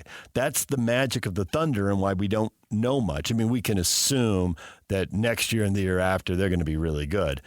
At that point, they got to pay everybody, and they can't pay everybody, so they'll let some people go. But because they still have all these draft picks, are they going to be hitting on them and replenishing it with new good players who are on rookie deals, and they can keep winning for 4 or 5 years the way the Warriors did? How's that going to work? And the Warriors did it not because they hit on the young guys, because they didn't. The Warriors did it because the cap took a huge jump, and they brought in Durant and kept flying. Oh, yeah, and they had already won without him. They had. So they won without him twice. The first and fourth ones. Yeah. Before and after him. So good for him, but how much did it really need you? Who knows if they wouldn't have done it either way. The thing that I'm thinking about is that's really, really got me upset is I want my $2 back. Because I donated $2 in hope of recouping good luck, and I didn't get it. Yeah. I want my $2 back. You needed to invest more, apparently. No, I want my $2 back. No, he didn't say 4. He didn't say 6. If I would have read 10, but for like weeks, I said $2. Should have been $2. No, you wrote it down on the paper, and I freaking read it. It should have been $2 a day, PK. It didn't say that, but if you would have put in $2 a day, I would have done it. Salary. I could afford $2 a day. Are you kidding me? But I just read what's on this sheet that I hold in my left hand. You see that out there in TV land? I'm looking at you right now. If you're on the web watching us, this is what they give me. This is what I read. It said donate you $2. I donated my $2 and I got jack crap in return. It's like playing, they say we don't have a lottery in Utah. This was the freaking lottery. This is why you should stay away from lotteries. This is how they work. Oh, look at you. You're usually disappointed. Just common sense, logical advice to the people. That's why we're here. That's why we tune in, for those very things. I love it, man. Lay it on thicker, PK. I'm just doing... What's your next charity you've got going? I'm not telling you.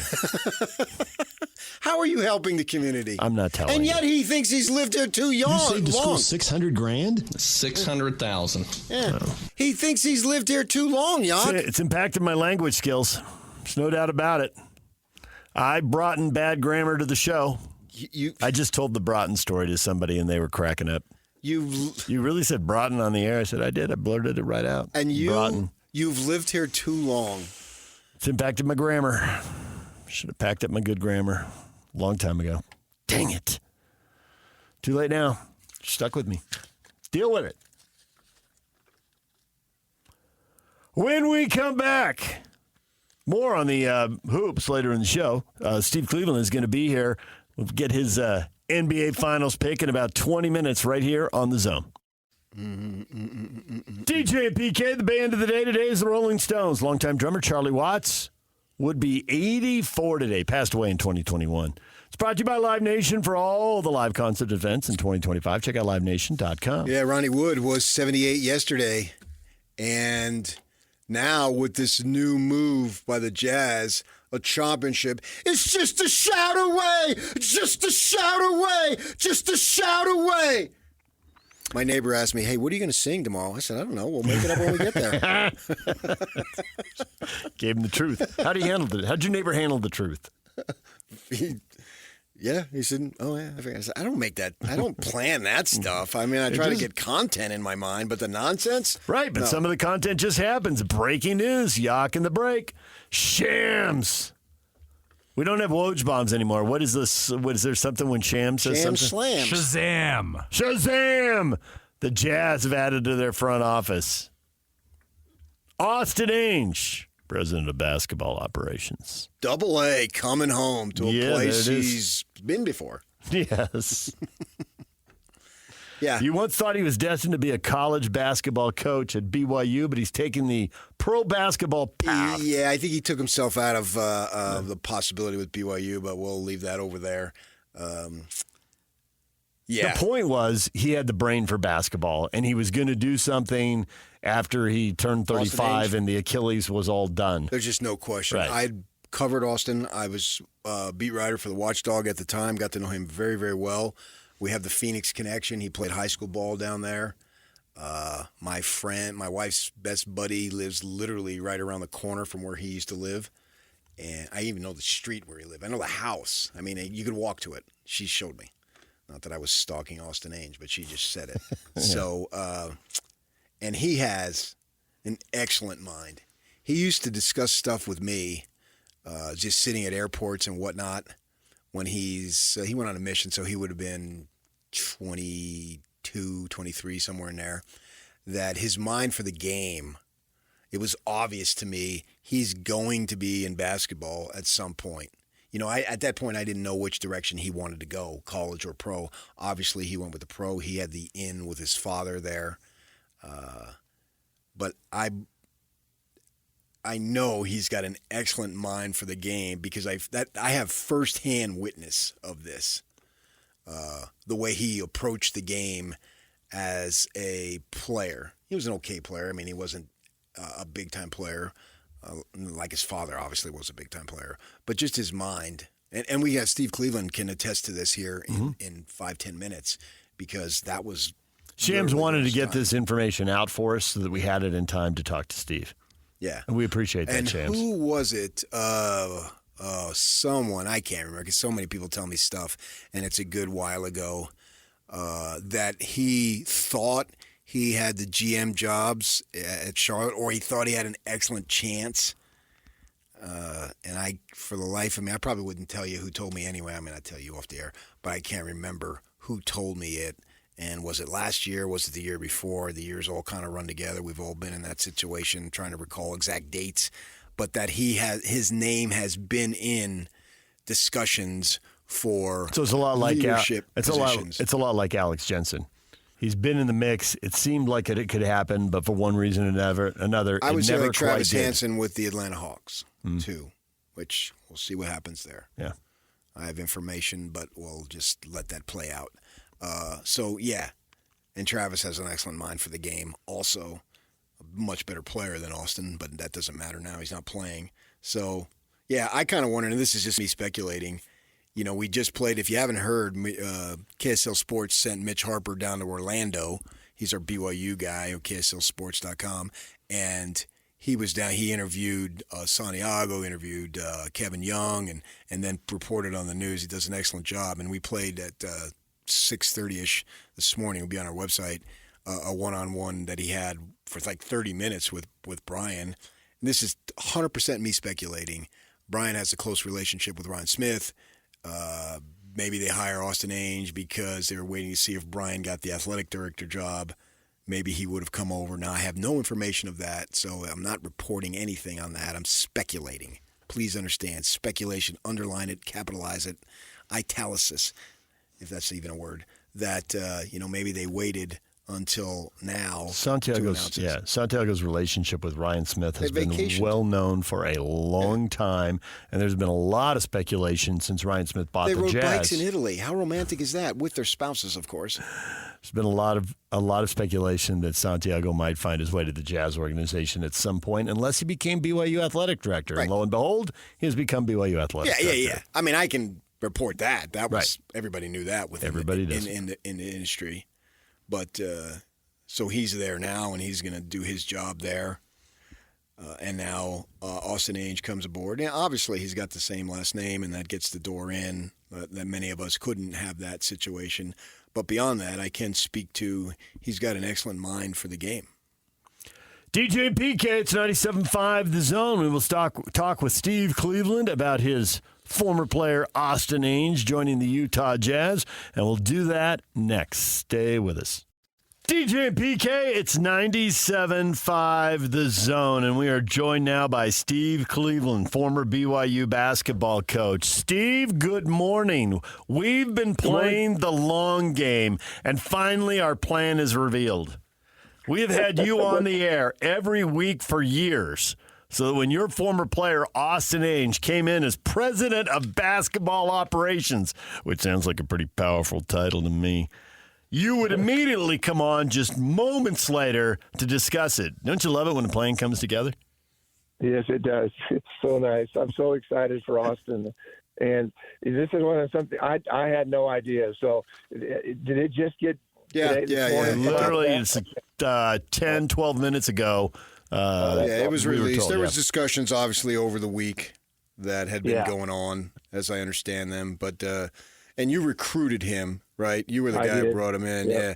I mean, the Steve Cleveland influence, now on the Jazz, still on BYU. They just got done with the father and sons basketball camp, which is just grown into a spiritual experience for so many, and I don't mean that in mocking. And who started that camp, Steve? Me. BYU just named a new athletic director. Who moved him to Utah? Oh, yes, that was me.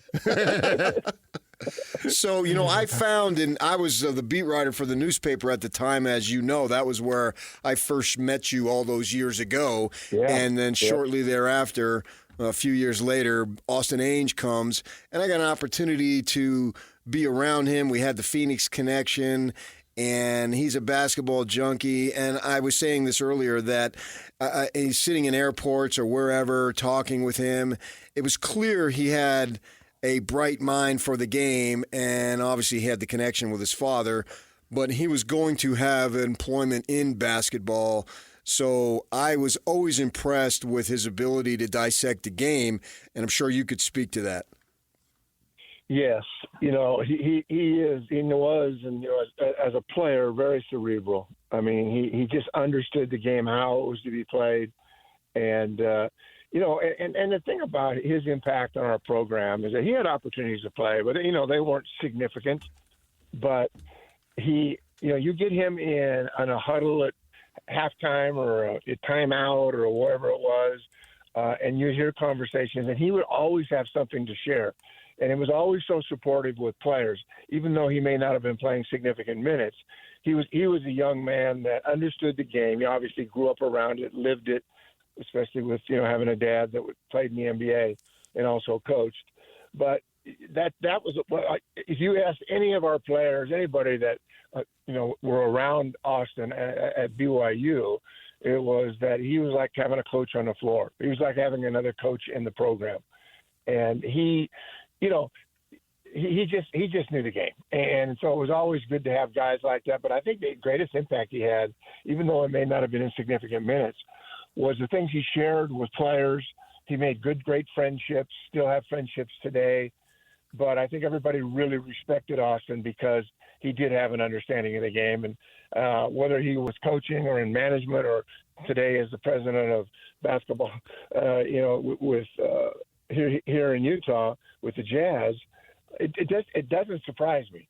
I mean, it's not something I haven't had a thought about him being in the Jazz organization in the last, I don't know, too long to even know. But when you just told me that, there was just a feeling I had. Oh man, this is a perfect fit, and it's got to be great for Danny and his wife, and just having a son back and children and grandchildren and all that wonderful things that brings in. I know how meaningful it was for me to come back here to Utah and have my children and grandchildren here. And I can't imagine Danny and his wife being any different. Forget about all the basketball stuff, but just having them so close must be a great thing for their family.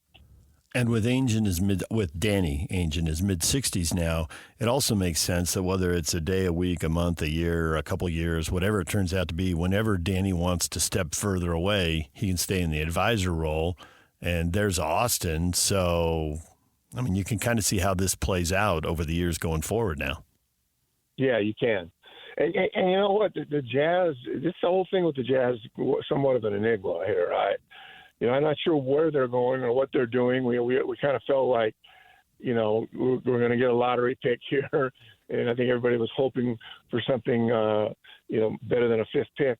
But there is a lot of still rebuilding to go on there. And I know they've in the last year or two, they've purposely, you know, tried to put themselves in a position where they could get a Cooper Flag or whomever it might have been. And that kind of stuff Austin's really good at. And he was doing that with the Celtics, and he'll do it here with the Jazz.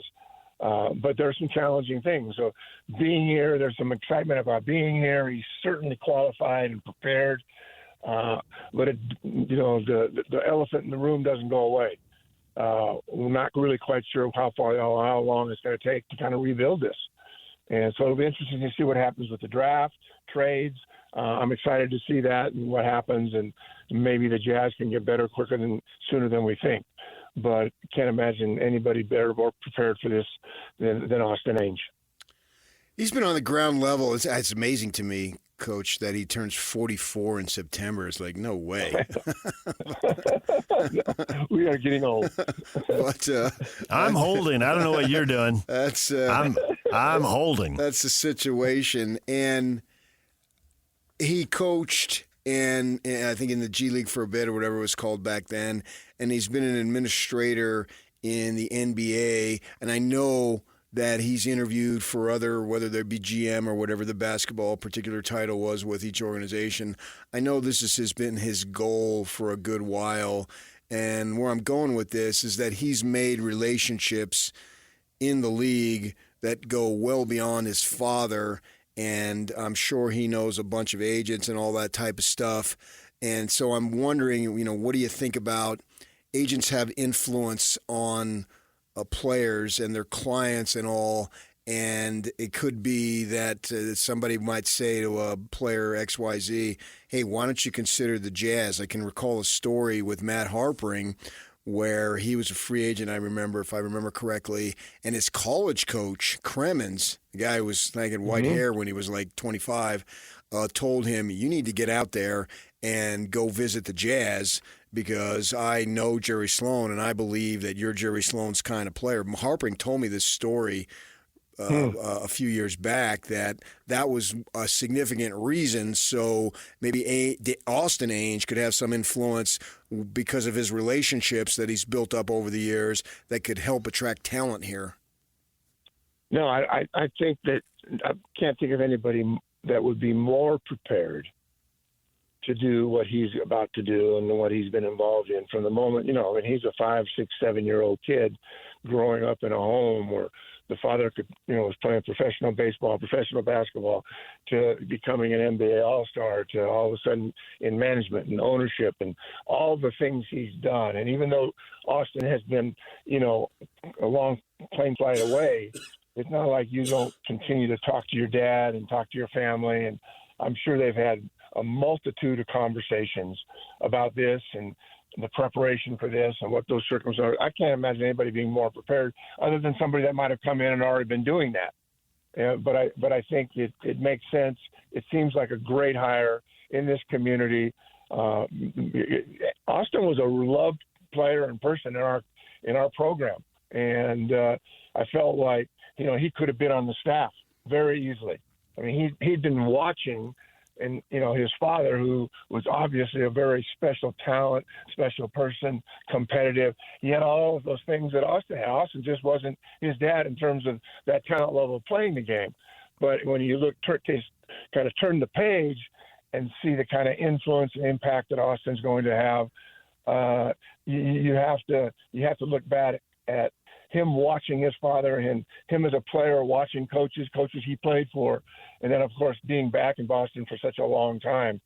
I don't know that anybody can be more prepared for what he's about to do, and it's got to be fun for the entire family to have that kind of reunion, and it's a special thing. I know coming back here was pretty easy for us after living in California and coming back home from a mission and doing those things.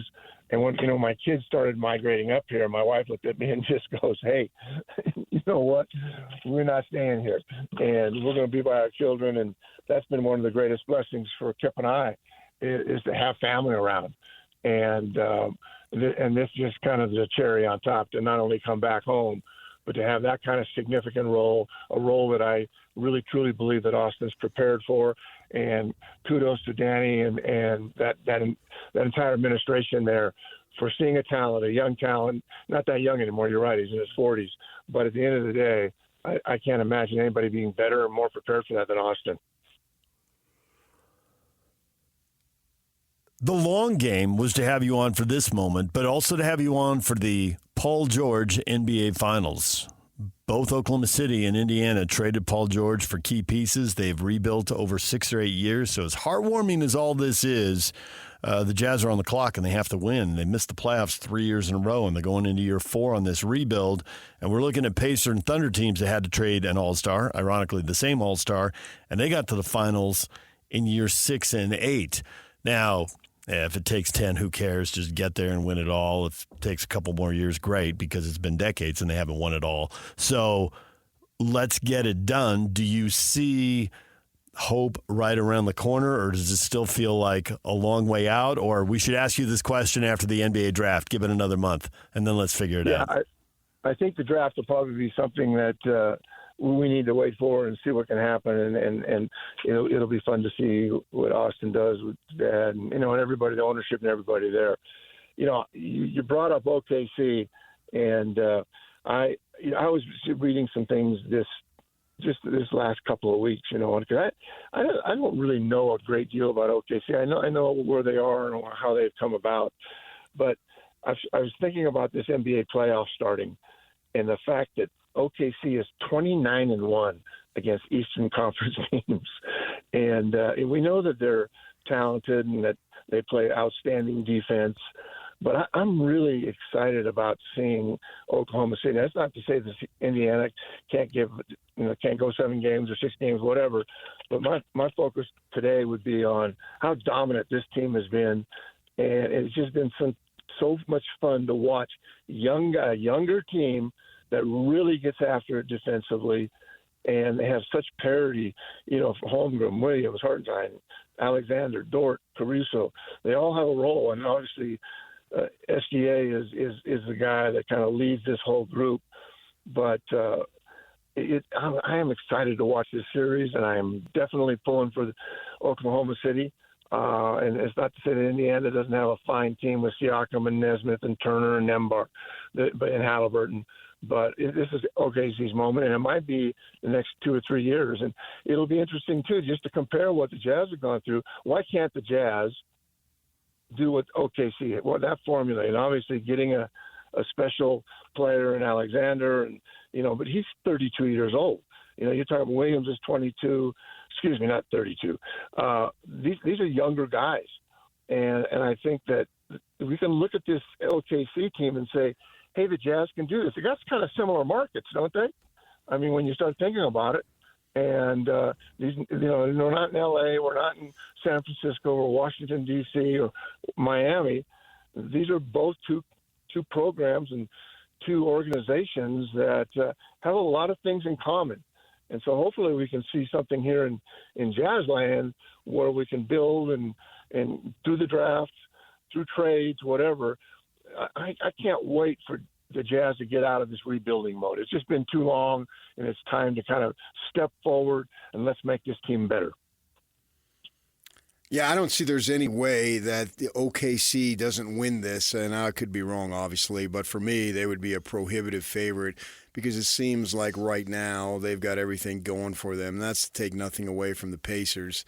I just think that OKC, with the emergence, I mean, SGA has been a phenomenal player and well-deserving of the MVP as far as I'm concerned, but they have a lot of pieces. A kid like Caruso coming off the bench and providing them defensive energy, and you always need junkyard dogs, guys who do the little things to help you win, to help support the stars and let them be stars.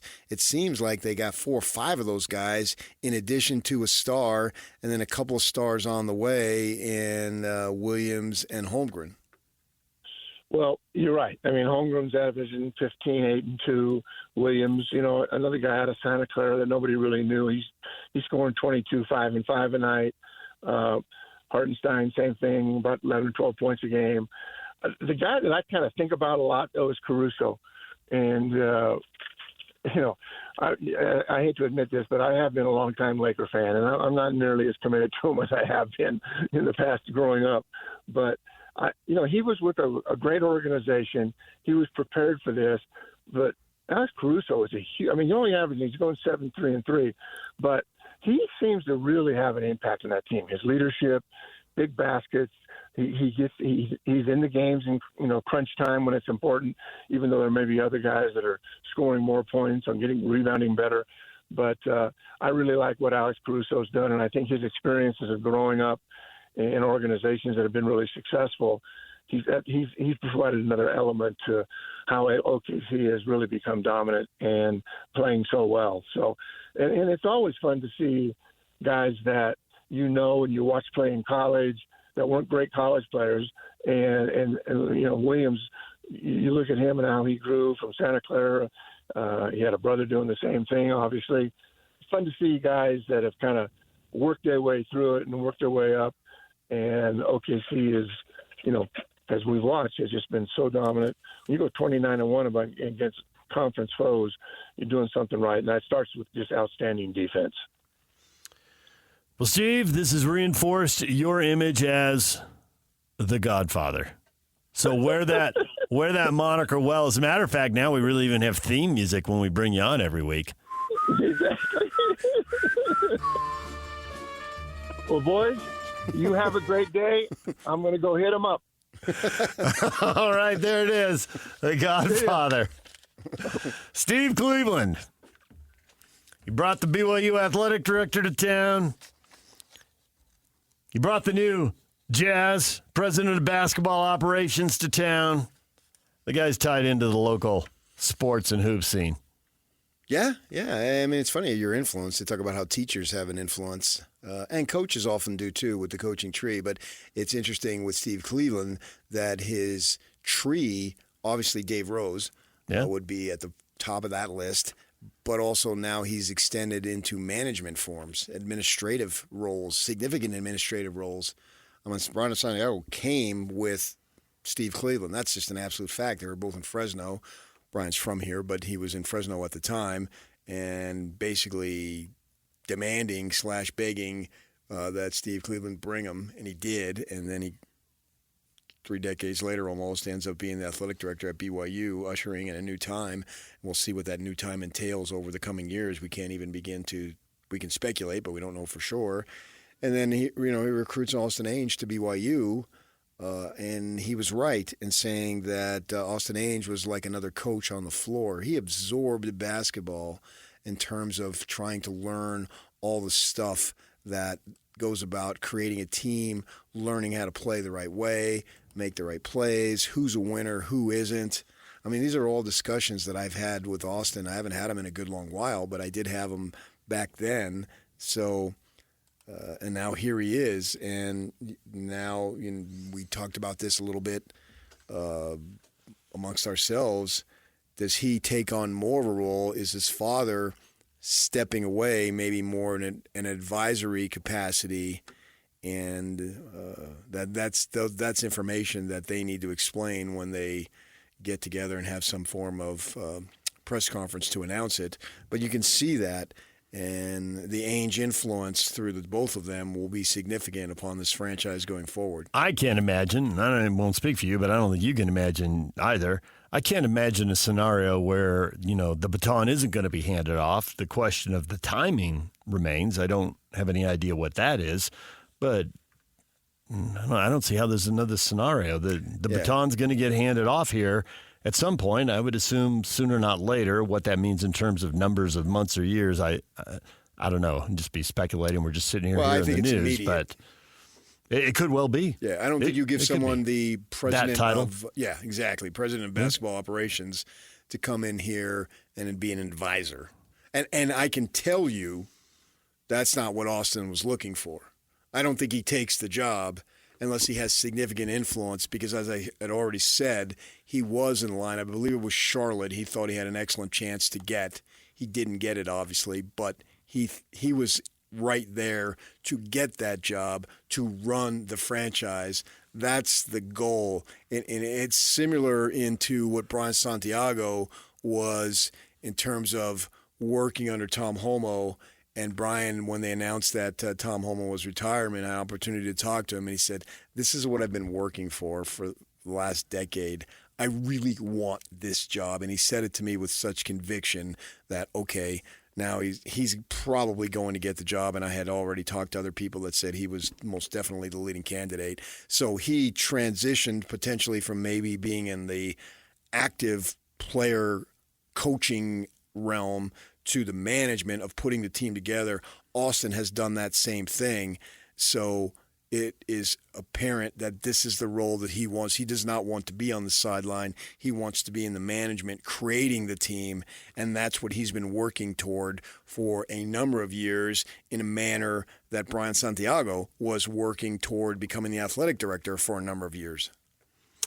Be sitting at the end of the table where all the decisions are made, not at the far end of the table where suggestions are made, or in the back row where you get to speak only if spoken to. This was his desire. He made that transition several years ago and now is eyeballs deep in it. And I believe he's going to have significant authority.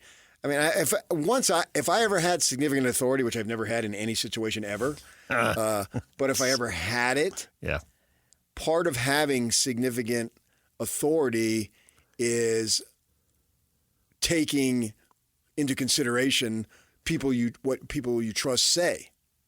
And so you've done that. I've done that with my life as the youngest. I had essentially 3 mothers with 2 older sisters and a mother, and I knew without a shadow of a doubt that they had my best interest in heart. There was no other agenda there. They had nothing to gain except for seeing me succeed. And when they spoke to me and said, "Hey, what about this and this?" Okay, because I know. And now you're going to have that. He will obviously trust his father implicitly, and Jay-Z and the other people around the organization. And to me, I would rather have that than maybe a singular Jerry Jones type. We're going to do whatever I say. Yeah, because that doesn't seem to be working. Yeah. I don't really know what Jerry, if he does that anymore, but there's been talk of down in Phoenix with Ishbia thinking, I got this. No, you don't. Right. You haven't made good moves. That's another example Team sucks. Yeah, the owner's got all the power. You got nowhere to go. Yeah, the owner's got all the power, and it's not working. It's not working. And so here, now you have other folks, and if Austin is obviously the owner is final say, but on the basketball side, you take counsel and then you reach some form of consensus. I would feel much better about that than 2 or 3 guys saying, "No, we ought to go this way," and then the president of Bops comes in and says, "No, we're going to go this way." Like it tough. And that would bother me. DJ PK, it's 97. When it's happened in Jazz history, it hasn't worked out that well, right? DJ PK, it's 97.5, The Zone. Hey, bro. You hear us every day with our crazy opinions. Hey, what you doing? Well, now, it's time to hear from you. Hey, great show. Download the KSL Sports app and fire off your thoughts with the call-in tab on the bottom of your screen. Your show is fantastic. It's the one that captivates me the most. You can tell PK to stop singing. Cheap bangs. Let Jake and Ben know what you really think of the Jazz. Woo! Tell Hans and Scotty about your favorite barbecue spot or what color of tie JJ should be wearing on TV. The best entries will be played on the air. Download the KSL Sports app now and hit the call-in button to let your voice be heard. I think you guys do an incredible job. This is 97.5, the KSL Sports Zone. Sweet darlings, nominate the youth sports volunteer that you know for the Hercules Hero of the Week. Submit your nomination at kslsports.com/contest. And listen every Thursday afternoon to JJ and Alex for the winner. Help us celebrate the efforts of those volunteers making an impact with the Hercules Hero of the Week. And it's sponsored by Hercules First Federal Credit Union and Beehive Meals. Did you know, as we talk about Austin Ainge? The story of the morning. Shams dropping it 45 minutes ago. Utah Jazz are eyeing Boston Celtics assistant GM Austin Ainge as the franchise's president of basketball operations. The Jazz have already put out now the the Jazz put out the release. Austin grew up in the East Valley in the Phoenix area, played at Highland High School. When he was there, the Highland Hawks, I think they are, You know who the quarterback was? No. Guess. I can guarantee you that a high school quarterback in the Phoenix area 20 years ago, one random high school, I don't know. Guess. Matt Harpring. No, he didn't grow up in Arizona, but, He played in the NFL football. for many years. Oh, really? Yes. Many years. And I think he does commentary now on some network. Troy Aikman. Not that age. I know, Troy Aikman's too old. Rick Neuheisel. No, again, too old. An Ivy League grad. Oh, with the big beard, played with 8 teams, Fitzpatrick. Yes. Okay. Yeah, we'd have been here a while if you hadn't given me the Ivy League clue. Ryan Fitzpatrick was not at the forefront of my brain. Austin's 43, and Ryan Fitzpatrick is 42. Oh, really? So there's a decent chance they at least know of each other. I mean, a year apart playing different sports. They may not have been hanging out together, but probably knew who each other were. Yeah. And now here he is. Ryan went to an Ivy League school, and Austin went to the Ivy League school of the Mountain West. The Ivy League of the Mountain West. I don't think I've heard that before. Austin has trained for this for many, many years. Of that, I'm assured. I've seen it. I've witnessed it. He's come to town a few times, talked to him. I know he's been in town. He's kept some relationships. I played golf with David Nixon. This is several years back, and he was talking about when Austin comes to town, they play. Does David Nixon hit the ball about 300 yards off the tee? No, 360. Okay. I think he's kind of athletic, has some size.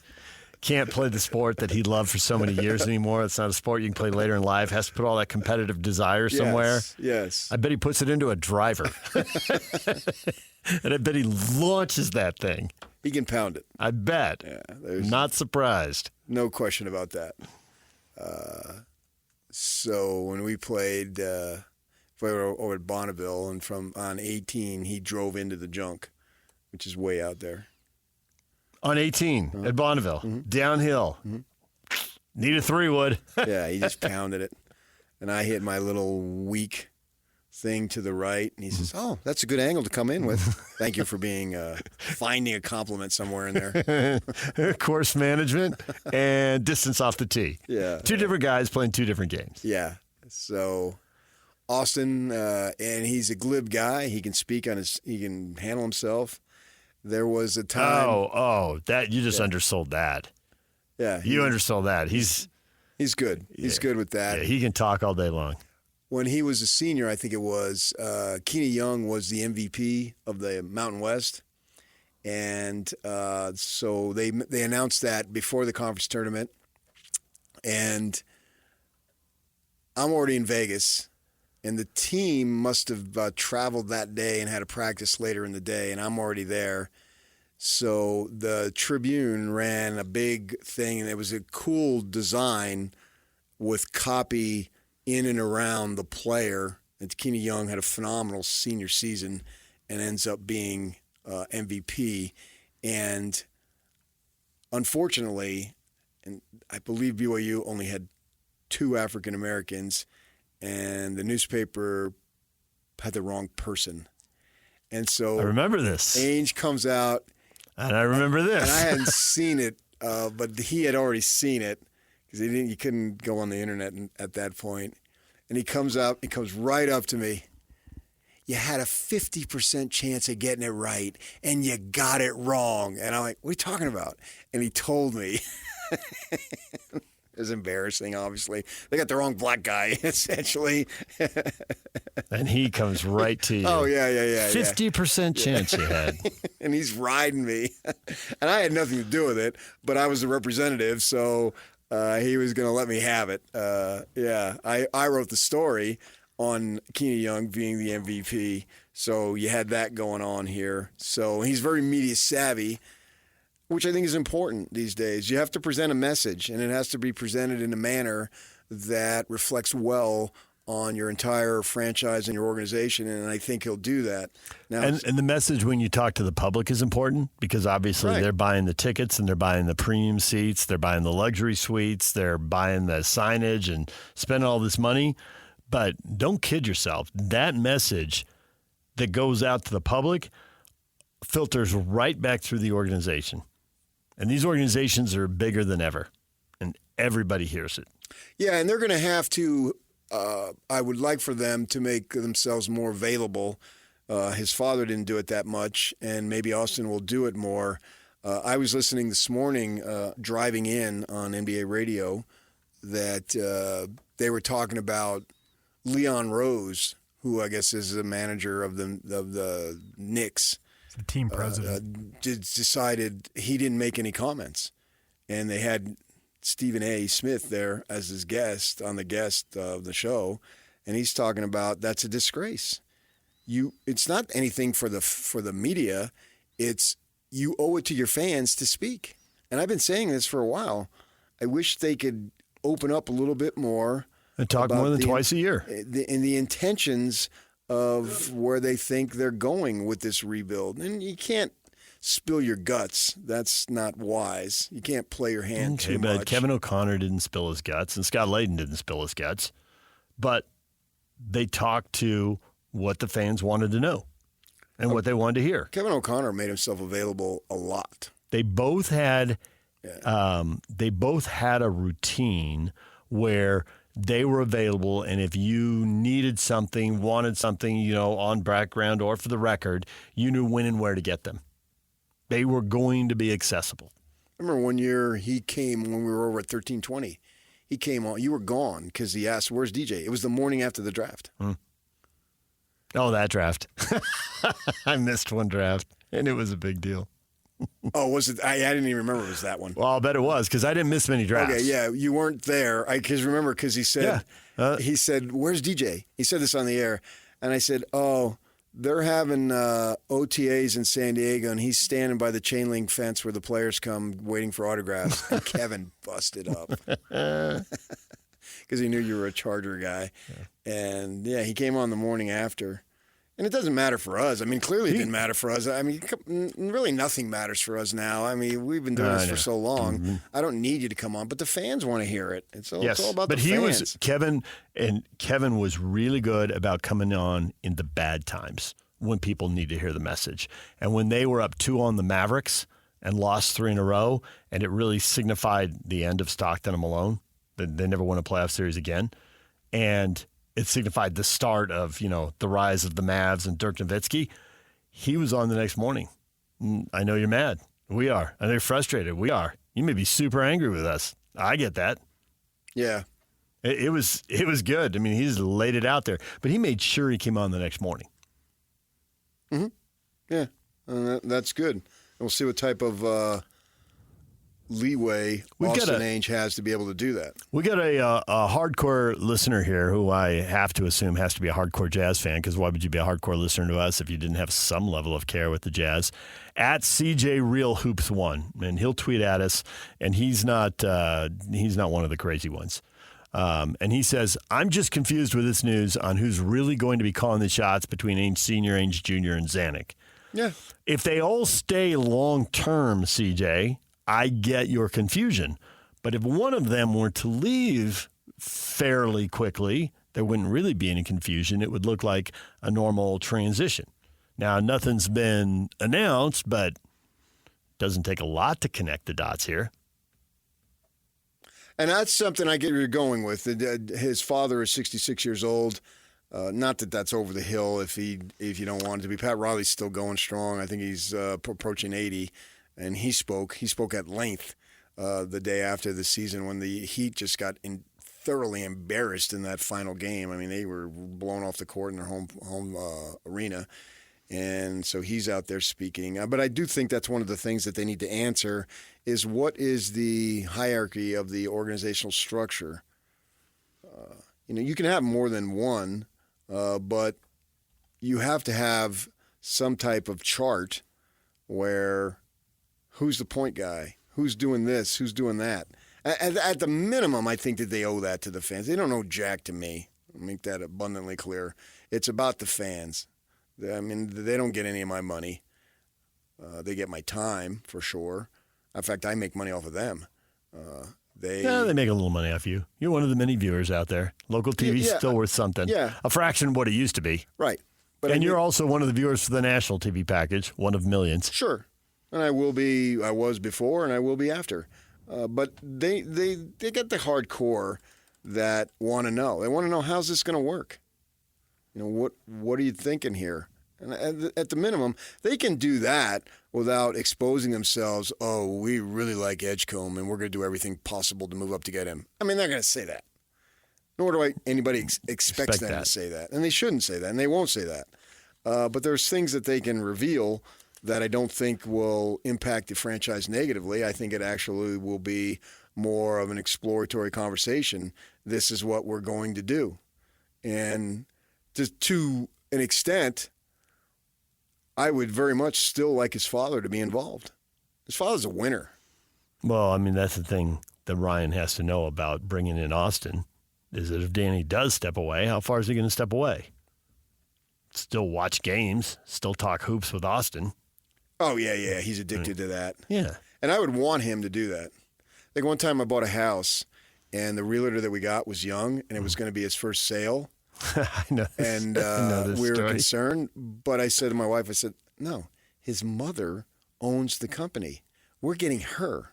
She's not going to let him fail. Right, she's not going to let him fail. No. She doesn't need us running around saying, this new guy is a clown, don't hire him. And this was over 10 years ago, and everything went great. Yeah. And I've used him multiple times since as he's developed, and he's on his own. He can stand on his own now. But in the beginning, I was getting the expertise of his mother, who had 30 years in the business. I want his father to be involved because he's got 30, 40 years in the business. That's the two-edged sword about nepotism. And we all know the downside to it, that somebody who isn't qualified gets it. But if you get somebody who has a real knack for it, and they're learning from somebody who has a real knack for it, well, then you get Kyle Whittingham. Yeah. Right? That's the best case scenario. You've got a knack for it, and you're very close to someone who's also very good at it, and you pick up a lot of stuff. Now, if you don't, it can go run awry because you can't get rid of the person, and then the person just makes a huge mess of it. But if it's somebody who's good and their kid is good, sometimes that's awesome. That's Austin. Thank you. Okay. You can stop now. And I like they did it now because he's got basically a whole month to get on board with what the line of thinking is going forward here. There's enough time that he's fully immersed. And they've known about this for a little bit, so he's probably already been immersed. They just announced it this morning. DJ PK, it's 97.5 The Zone. Coming up at the 9 o'clock hour, our spring football tour continues. Bill Seals covering Iowa State. Top of the hour. Stay with us. Ladies and gentlemen, may I present...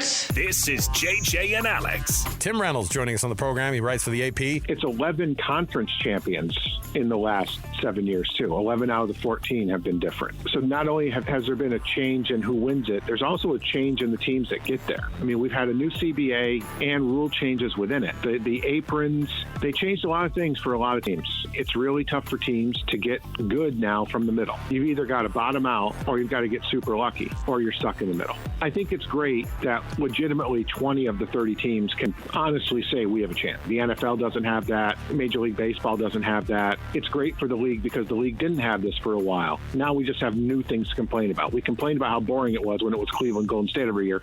Now we just complain about other stuff. Catch JJ and Alex afternoons from 3 to 6. Presented by G2G Bars on 97.5, the KSL Sports Zone. And now, your Rocky Mountain Chevy dealer strong play of the weekend. It's swung on, crushed, right field. It's on its way. Goodbye. Cal Raleigh does it again. He is unbelievable. The home run leader in baseball strikes again. Cal Raleigh going deep. Move over, Shohei. The judge? Ha! The judge is second. Cal Raleigh. 23 home runs for your guy, Yuck. How pumped are you for Cal? Yeah, Big Dumper's the man. That's the best nickname in baseball, by the way. Big Dumper. Go see Cal. Get a home run. Not Cal Worthington. That was old school right there. If you want a better deal, go see Cal. Yeah. If you want a better deal, go see Cal. If you want a better deal, then you... All right, we'll stop. I got good news. Oh, have you finished your thing there? Yes. Okay. Oh, no, I have not. You're right. Correct. I have not. Officially, I have not. That is the Chevy Strong play of the day. Know it today after 3 o'clock, and JJ and Alex will call for it, and you can win fabulous prizes. Keith Smith, who is a contributor to Spot Rack and Front Office Show in the NBA, says he's really happy for Austin to get the chance to run a team. Curious to see who has final say in Utah. That's great. I agree. But the thing that catches my eye says this is tough for the Celtics because Ainge was a huge part of the team, consistently getting rotation guys late in the draft, as well as bringing in European players in rotation spots. And you need that. We talked about OKC having a bench full of role guys who all contribute and do different things. We talked to Caruso the other night there, man, just coming in and providing all sorts of defensive energy, getting the team all fired up for that. And so feed off of that. You can feed off your defense and support the stars to let them do what they do. You got to find something for nothing. Yeah. You can't pay everybody. So whether it's an undrafted guy like Lou Dort, your Arizona State Sun Devil in Oklahoma City, Caruso was undrafted, whether it's finding the Joe Ingles type, somebody in Europe is overlooked but has a skill set and you can develop them when they get here, one way or another. Second rounders, late first rounders, you got to make it happen. Yeah. So, obviously he can get into it via his last name that a lot of us can't be in that situation. That's the way of the world. But it can speak to his training to be able to have some significant experience before you're getting this role. He'll be, what do we say, be 44 years old in September by the start of the season. So he's not a spring chicken here. He's not moving up in his 20s.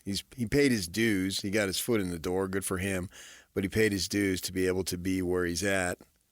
And I'm excited for this move to see what it means for him to be able to try to make this team better. DJ and PK, we're going to take a break. When we come back, Bill Seals covering the Iowa State Cyclones for Rivals Cyclone Report. We'll have more on Austin Ainge joining the Jazz later in the show. Stay with us. DJ and PK, it's 97.5 The Zone. We are joined now by Bill Seals covering the Iowa State Cyclones for Rivals Cyclone Report. Our spring football tour continues. Bill, good morning. Good morning. How are you guys doing? Appreciate you having me. We are doing well. We do a spring football tour, cover the whole Big 12, and as we talk to teams, there are so many schools, so many teams are optimistic right now, and I know it's that time of year, but there's real optimism based on who they have back. And I'm assuming, and correct us if it's wrong, I'm assuming that given the fact that Iowa State's going to have a third-year quarterback here, and they're coming off a good year, that there is a ton of optimism that this is Iowa State's year. Is that the way everybody's feeling? Well, I think they're feeling good right now. You can't argue Rocco Becht, third-year starting quarterback. They love what they have back with him. The depth behind him shaping up very nicely as well. As you guys know, in this era of the transfer portal, it's hard to build any kind of depth at the quarterback position. But I think Iowa State feels very good there. I think the biggest question mark, though, is who's catching passes from Rocco Becht this year. And they lost a couple of guys to the NFL, both to the Houston Texans, surprisingly, both Jaden Higgins, Jalen Noel. They got into the transfer portal themselves and added Chase Sewell from East Carolina, Xavier Townsend from UCF. I think they've got some able replacements there as well as some returning players. So, yeah, I think love what they have out of Rocco, but we'll see once they get into the season if this new receiving core, those two guys can contribute at near the level that they got out of Higgins and Noel. You got Tyler Miller and Brendan Black along the offensive line, but 3 starters have to be replaced. They ran the ball fairly well last season. I think that they'll continue to run it well if the offensive line is good enough as it was last year. Speak to that. Yeah, I think they've got some able replacements there along the offensive line. I think they even with those 2 starters gone, they like what they've got coming back. I wouldn't be surprised if you see Brendan Black shift over to play center this year to replace Jared Hufford. They've got Dylan Barrett coming back. He kind of dealt with some injuries a year ago. They like his polling ability at guard more than they do Brendan Black. That's why I think you'll see Brendan settle in at center. They like what they've got with Barrett. Trevor Bohr is one that's probably going to slot in on the other side. He got some extended time last season. They like plugging him in. On the outside, wouldn't surprise me to see James Neal settle back in at left tackle. He had kind of been that heavy formation tackle, that tight end eligible guy that never threw it to him. But I think you'll see Neal probably settle back in on the left side. That's your starting 5 right now, and then they've got a couple of other ones as well. They did add an experienced redshirt. Well, he'll be a redshirt sophomore now. Austin Barrett played 5 games at Indiana a year ago, and then we saw what Indiana finished record-wise. So I think a very good case could be made for him as a future player along that offensive line as well. So they like the depth there. It's probably 7, 8 guys deep. At running back, it looks like the top 3 backs are all back in Carson Hansen and Abu Sama. Jalen Jackson did have an arrest in December. Are they all back? Anything added to the transfer portal? It's kind of a 3-headed monster there with those 3 going for about 16, almost 1,700 yards. Yeah, Jalen Jackson actually was like a grad transfer type from Eastern Michigan, so he's exhausted his eligibility, but they still do have Carson Hansen, Abu Sama. What we've seen out of this coaching staff the last couple years, they're kind of going the way that it seems like a lot of backfields are going in college football anymore, and it's maybe a by committee approach, or one guy will dominate the carries if he's kind of the guy maybe on the heater that night. They'll ride him, but for the most part, you'll see Hansen and Sama splitting the carries. Hansen will be the goal line back. Abu Sama maybe the home run hitter, the home run threat there. I'll remember what he did at Kansas State that season, a regular season finale 2 seasons ago. Had well over 200 yards and 4 or 5 touchdowns, I believe. A big game in that. So he's the home run hitter. They were able to redshirt Dylan Lee. I think in limited action, they kept him under that 5-game threshold. Was able to redshirt him. Dylan Lee probably going to be the number 3 guy. They did add River Peppers, a freshman. He was here in January, but also really like someone about to join the program in another week here. Jaden Jackson signed him in the February period out of the Lone Star State. So did a little recruiting down there. He put up huge numbers. So they like, I think, the depth behind Hansen and Sama at running back. Everybody likes to throw the ball, so you got to defend the throw. Safeties, Bo Freeler and Malik Verdon, top 2 leading tacklers, I believe. They're both gone. But as I look at this secondary with guys like Trey Bell, Jontez Williams, Jeremiah Cooper, seems like they're a pretty good position to be decent in that defensive secondary. Yeah, it's a big loss for Freeler, losing him. They've got a ton of safeties in the pipeline. I think numbers-wise they're fine, but leadership-wise with Freeler, a multi-year starter, that's a big loss. Malik Verdon, he also started over multiple years, kind of battled injuries, though, and was in and out of the lineup, but they were able to cultivate some depth there. Jeremiah Cooper, one of the leaders in the country in interceptions in 2023, kind of took a took a step back, though, last year, and he's hungry to kind of put things back together for his senior season. So Cooper going to be the guy, the leader back there. They've got some other possibilities to go in opposite, the two spots. They go that 3-3-5, the three high safety look. So Jamison Patton, Tayshaun James, Marcus Neal, Drew Sturgis. Those are four names they're probably looking to fill those other two starting roles. At cornerback, they love Jontez Williams. He's back as a junior. They played three guys a ton of snaps last year. Darian Porter, he's in the NFL now, was drafted.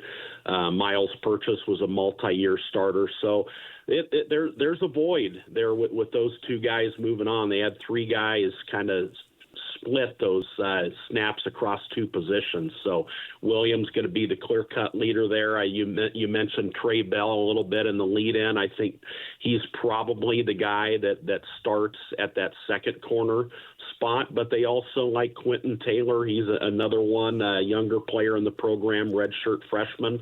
And David Coffey, he's another name we've heard a lot about as well. So four guys for two spots. Coaching staff, I think, still feeling pretty well at corner. When it comes to the pass rush, 16 sacks a year ago, J.R. Singleton had 4 of them, and he is now in the NFL with the Seahawks. So where does the pass rush come from? Well, it's been, to be honest, it's been a struggle. It's not. This has not been the pass rush team that they were when they had Will McDonald coming out, I believe, in the 2022 class or draft class. He's with the Jets now, and then really they have not been able to replicate that production in the 2 full years since. So, and they lost lost one in the portal in Tyler Onyedem, ended up at Texas A&M. That's a big void on the kind of that strong side defensive end and a 3-man front. So they're without him. Joey Peterson graduated. He'd have been the starting Leo defensive end, pass rushing end. So they look to replace both ends in that 3-man front. So Ike Eziagu played only 255 snaps last year, so his production dropped, but I think you'll probably see him step into a starting role, but they still want to see the best version of him, and he hasn't been able to put it all together just yet. Looking to do that going into 2025. They added a couple out of the transfer portal, Cannon Butler out of UNI, Tamatoa McDonough, Von Troy Malone. All three of those guys came in via the portal. Two came in January. McDonough will be here in another week to join the program. So they're hoping out of what they added in the portal and then Ike Eziagu coming back that they're going to be able to put together a better pass rush than they have the past couple seasons. Linebacking core, you get Caleb Bacon and Will McLaughlin. Now, Bacon missed all of last year. McLaughlin got hurt, I think, more than half of the season. So with those two guys coming back, maybe you need some more help, but you got a good start. Yeah. Bacon played 5 snaps. He was a break guy that the whole off season, the whole training camp. This was gonna be his breakout year. Gets hurt on the 5th snap that he played in the season opener, was out. So I think they're again expecting big things out of him. He's ramped it back up. McLaughlin, he had back surgery going, I believe, in August last year, and also had been dealing with one other injury as well. So they had got McLaughlin back, and I think they felt good where he was trending towards the end of the season. He was starting to show signs of being his old self. So I think between Bacon at the Mike, Will McLaughlin at the Sam, there's going to be probably a training camp battle that we cover. Cooper Ebel at the Will. He played the most snaps of anyone. Kind of was the one guy that didn't get hurt at linebacker, it seemed like, a year ago. And then they've got Carson Willich. Last spring he tore his knee up, and going into spring was going to be the projected starter at will. So he's back now, looking good. So I think between Ebel and Willich, there'll be a training camp battle there to see who starts. So, and then in lieu of just all the injuries that they had, I think they feel good about really a 3-deep even at linebacker right now, just with all the players that were pushed into action a year ago, and then those ones coming back off of injury. It sounds like the questions are at wide receiver, as far as position groups, wide receiver, defensive line, and linebacker. Is that 100%. True? And if so, which one looks like a weakness? Because there's never a perfect team. So which one's the biggest concern? Yeah, I think defensive line, most definitely. I think they feel good about what they brought in out of the portal at wide receiver. If there's anything about this coaching staff we've seen under Matt Campbell, is that they can identify talent at wide receiver in the transfer portal and even as transfers. Xavier Hutchinson, a name they added out of a JUCO, and Jaden Higgins was a transfer portal guy. So they've shown that they can evaluate players out of the portal and as JUCO transfers. So I think they're happy with what they've got there. We just haven't seen it on the field yet. Linebacker, I think that'll return to actually being a strength, I think, assuming this position stays healthy. Bacon is going to be a big-time player for them. I wouldn't be surprised to see him playing on Sundays here in another year. So big-time player there, and they've got some experience. So, but yeah, again, defensive line, that's in a 3-3-5. You've got to be really good up the middle, and then you've got to be able to get some guys that can generate some pressure against the quarterback, and they have not done that. They've tried to address it out of the portal. On the interior of the defensive line, we didn't talk about Dominic Orange. He's a guy they're looking for more snaps out of this season. And when he's been on the field, he's been really good, but they want to get more out of him going into his senior year. He's another guy, and you'll see him get drafted, I think, next April. So they want to get more out of him, and they got to stop the run. And in a 3-3-5, it all starts in the middle, and they've got to be really strong, and they've got to be a better pass rushing team. So I think most definitely it's the D line that remains the biggest question mark. All right, well, Iowa State, Baylor, Texas Tech, ASU, BYU, and Utah. There's optimism everywhere. We'll see how it all pans out. Bill, we appreciate an early look at how things are shaking out for Iowa State. Thanks for joining us. Yeah, appreciate it, guys. Have a good day. All right, Bill Seals covering the Iowa State Cyclones, and I know you looked at those defensive stats, PK. Only one linebacker among the top 6 tacklers. That is a problem. That's a 3-3-5, so that changes things. And when Bill, talks about all the injuries and the way guys are expected back, it could turn into a strength. That seems to be a problem that could be solved going forward. And you just wonder, in a league where one win separated 7 teams at the top of the league, that's the kind of stuff, if it breaks your way, maybe it's a different story. Yeah, they get 2 back from injury, but their pass defense was number 1 in the nation, only allowing 165 yards a game. They're very good in the secondary, so I don't know, you're going to be great at the secondary and be great up front and all that stuff. Teams can run on them. So we'll see. I think they'll be picked in the top 3. My guess right now is the top 3 would be Texas Tech, ASU, and Iowa State. So Baylor 4? I don't know about 4. I hadn't thought about that. I mean, I wouldn't rule out TCU. I was just looking at the top 3. I think BYU would be in there, but their quarterback situation, obviously, because of the situation that we have with Retzlaff, is in doubt, and that's going to weigh. I don't think that we'll have any big resolution because we're now just 5 weeks from tomorrow for it getting started. So I don't know that they'll have a resolution, as they say, there. So that's going to knock them down. But as we saw last year, the preseason poll couldn't have been more meaningless. If you ever want an example of a meaningless preseason poll, last year was it. Preseason polls are there to have something to talk about, and that preseason poll held up so poorly, how much can we even talk about it? A lot of times they're okay. A lot of times they are okay. But last year was the extreme example of being awful. 4 teams tied for the conference title. For a bunch of reasons. And they combined for 0 first-place votes in the preseason poll. Yeah. All 4 of them combined. But I think those will be your top 3 in the poll. Not that it means anything. Yeah. And I don't know what order, whatever order it might be, depending on where you're from, what you think. And then we'll get to it. And in December, I don't think it'll be as nuts. I don't know that we'll ever see anything as nuts.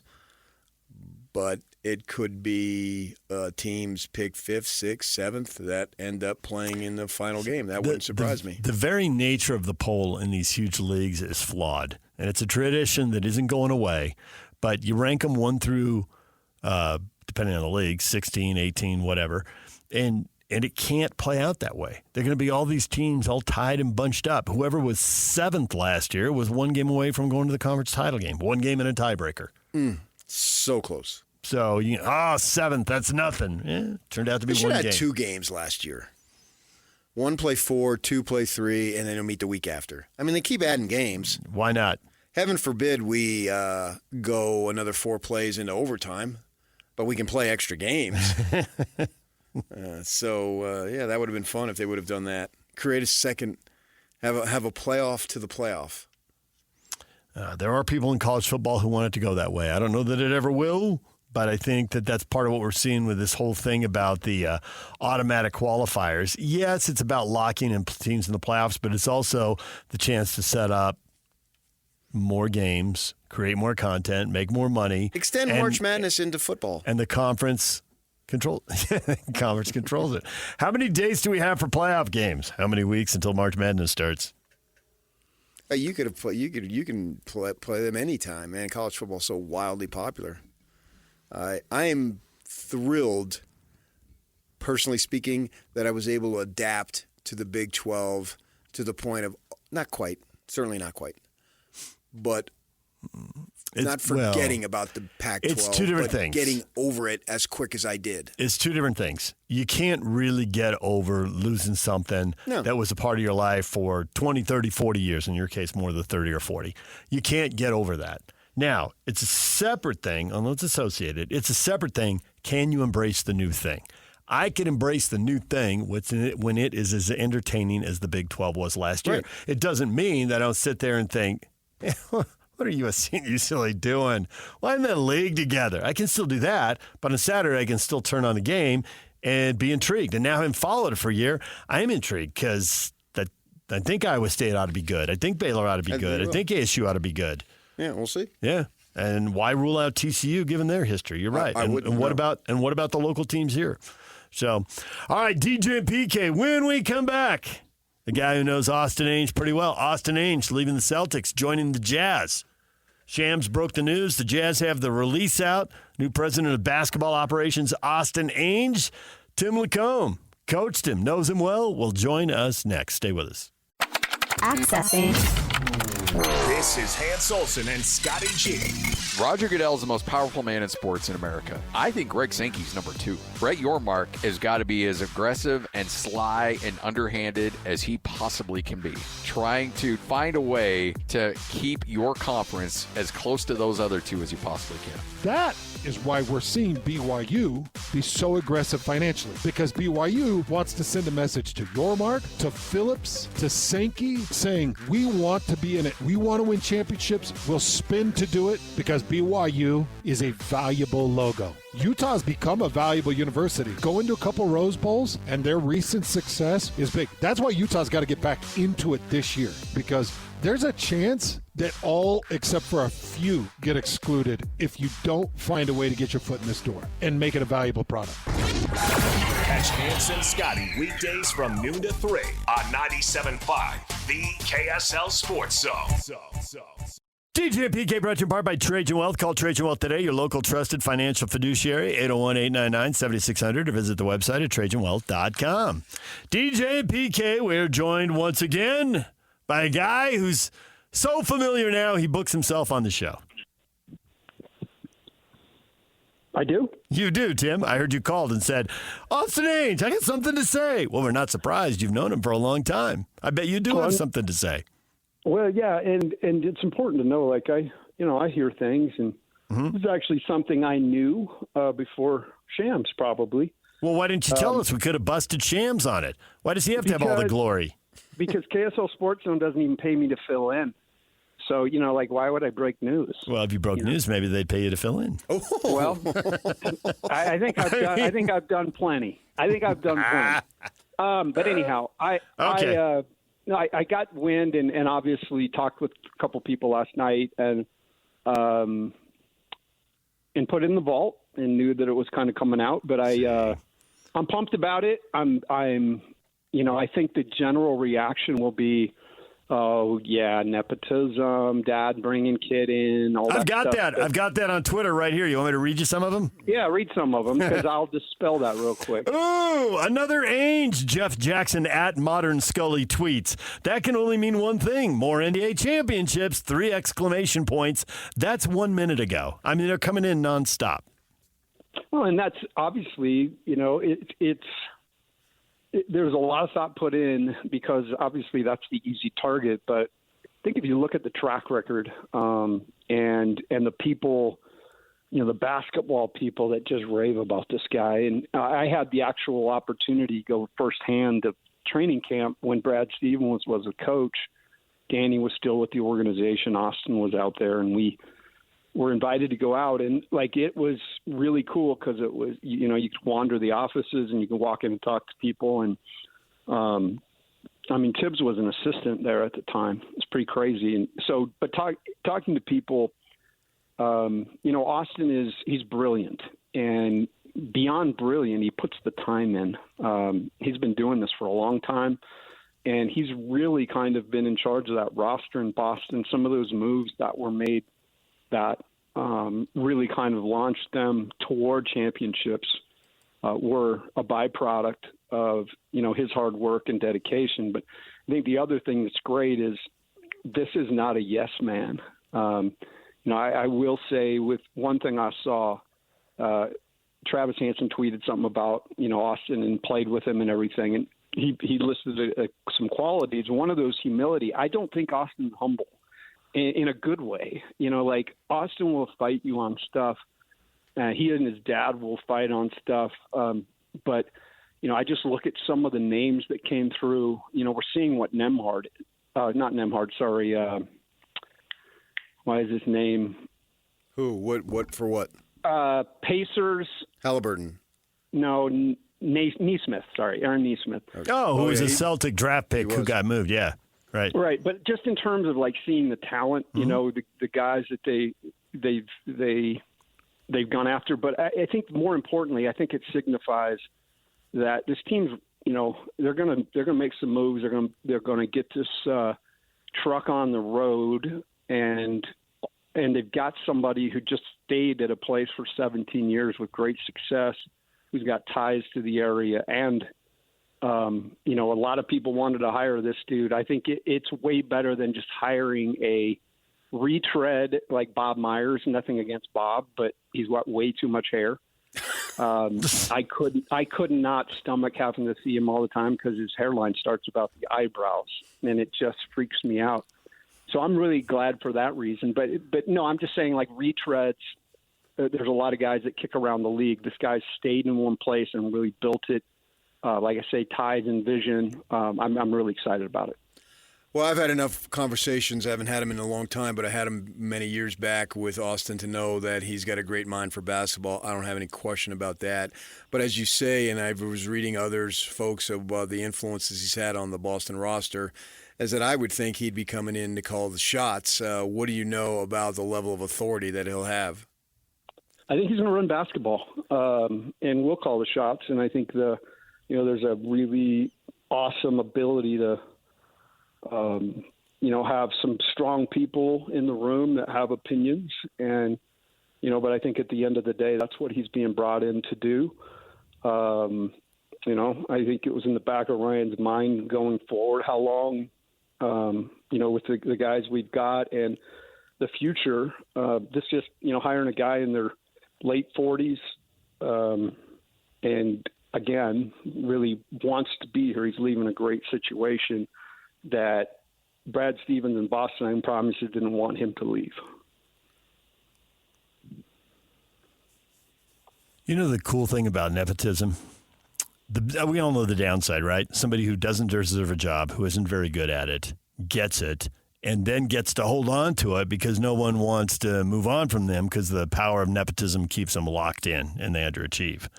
That's one story, and we know it, and it's out there. But the cool side of it is if you are good at it, and if you are learning from somebody who's good at it, who happens to be your, parent, uncle, whatever, you can get really good.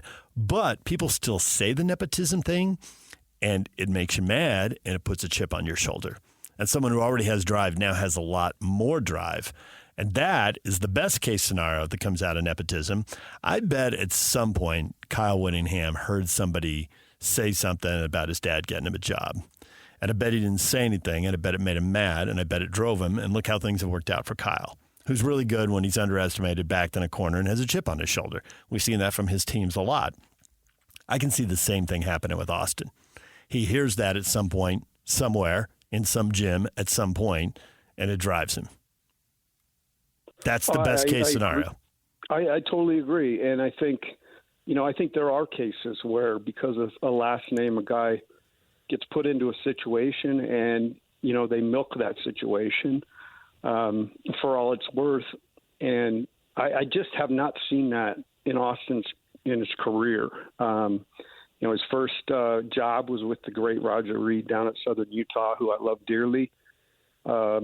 And is recuperating from an awful accident right now. Been by to see him a couple of times, and I love the guy. But great basketball mind. And he goes, played for Dave Rose and Dave Rice at BYU, alongside some really good players, Travis and Keena. But the Austin Ainge I remember, and the stories I heard about was as a player, and he would come in and say, "Hey, I want to request some time with the coaches," and he would come in and tell them, "Hey, this play's crap.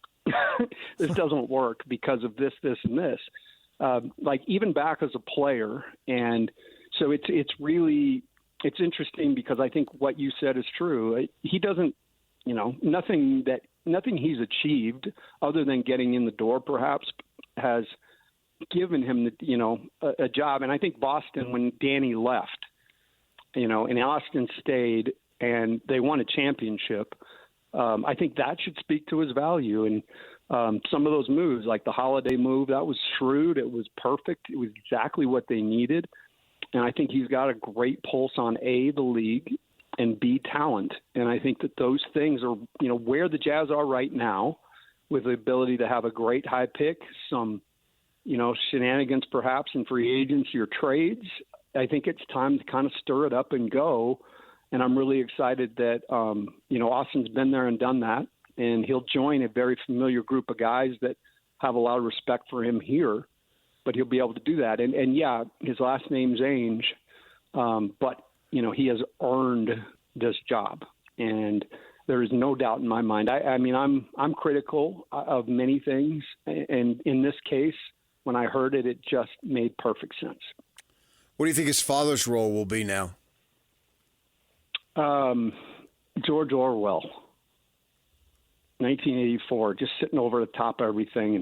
And no, I think Danny's role stays the same. I think his role is he's going to, Austin's going to run basketball and Danny's going to run the organization. It was Justin Zanuck, obviously, as a GM. I think it's a power trio, I guess, kind of like Rush. And I think that, like I said, this is not a bunch of yes men in a room, which I really like. I think there'll be a real good conversation. And, I think the Jazz will see an uptick perhaps in some movement here. Does the fact that this final has played out the way it is with two small market teams who had an all-star demand to leave, does this put the pressure and the clock on the Jazz? These guys went through a similar thing to the Jazz, and 6 and 8 years later, they're in the NBA Finals. This can be done. Why would there be any excuse? They're not glamour markets. They're small market. Indiana's cold in the winter. Blah, blah, blah, blah, blah, yada, yada, yada. Nobody wants to go there, but they got to the finals. 100%, DJ. I think I don't feel like it puts any pressure on the organization because I think the organization operates under the premise of, they want to be great. They want to have great success. So I don't know that the outside pressure can be any more than the inside pressure to do that. But I also don't like the word pressure. I think it's opportunity. What the Jazz have done, because they retooled the whole roster, is they have, a bunch of picks, and they have their roster. If you go back and look at their roster from 2019 to now, in terms of the talent distributed through it, it's night and day. And so I think some of those moves, perhaps this summer, tweak a few things. Obviously, hit a home run on your pick. And I believe the Jazz could have won 40 games last year if everybody played all the time, if everybody's healthy. And I think everybody sees that too. And if you add a couple pieces to that and tweak a couple pieces, why can't 40 become 50? And then you're back in there battling. And so I think that's what I'm kind of looking toward. How much do you think Ryan Smith gets involved in actual decisions? Oh, he's always in the room. There's no question. But I think he's a great owner because he lets basketball guys be basketball guys. And that is, you don't have to look very far, Phoenix, to see an owner that thinks they know how to do everything because they've made, billions of dollars. I think the beauty of Ryan is, and Majerus used to talk about this, I bet you got this a few times, PK, you got to know who you are in life.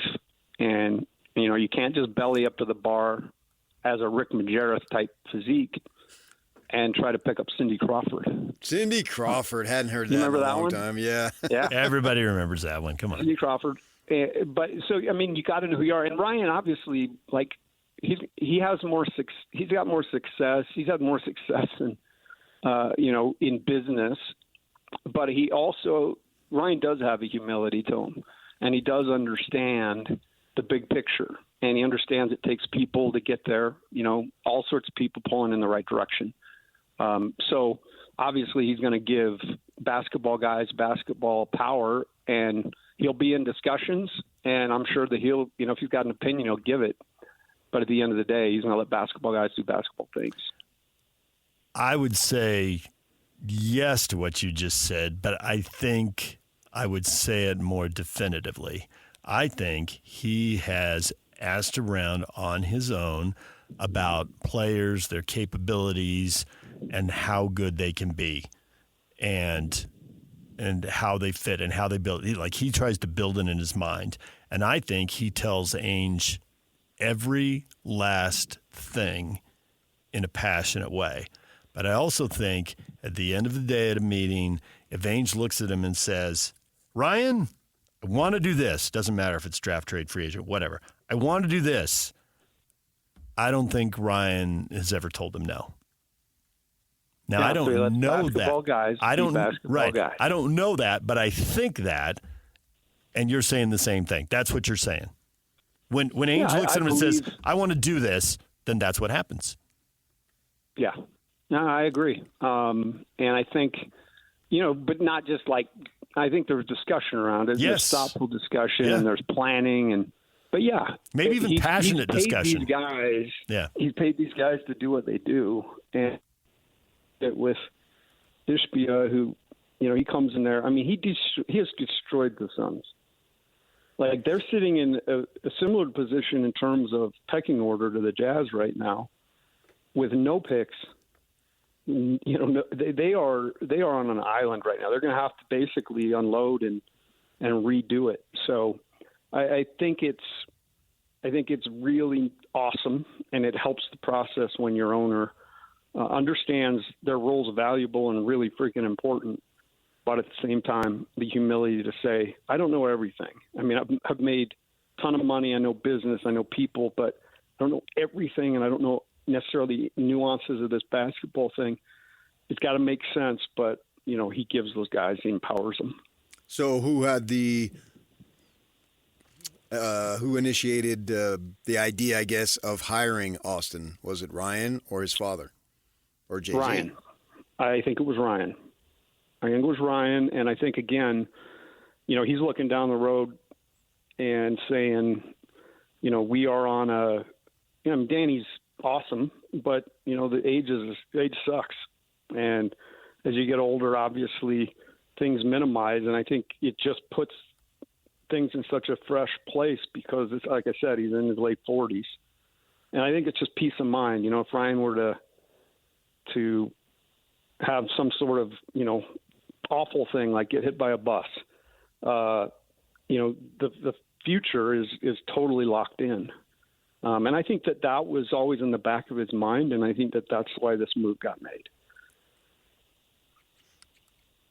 So we know that Danny doesn't want to work 70 or 80 hours a week. He wants to work 40 or 50. He's made that clear, right?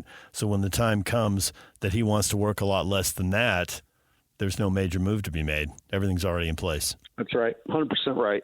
And again, you went out and hired a guy who took a storied organization with, you think there's pressure here in Utah. Try the Celtics Boston in Boston. is a whole nother story. And, he had to work through the nepotism things there early on, and then he just continued to push that organization in the right direction and ultimately won a championship. So I think if you took the name off it, I think if most Jazz fans would probably be ecstatic if they hired Bob Myers. And this is nothing against Bob Myers, but it's shallow, and there's a lot of deepness to this one. Because I think this guy had roots in the game for a long time. And, again, the connection here. Dan, we appreciate it. Book yourself on the show anytime you want.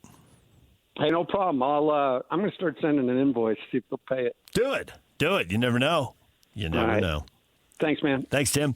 All right, DJ PK, your feedback when we come back. Stay with us. And it's all over almost here. Don't go nowhere. All right, people, great news. The Jazz hire Austin Ainge. They're going to win.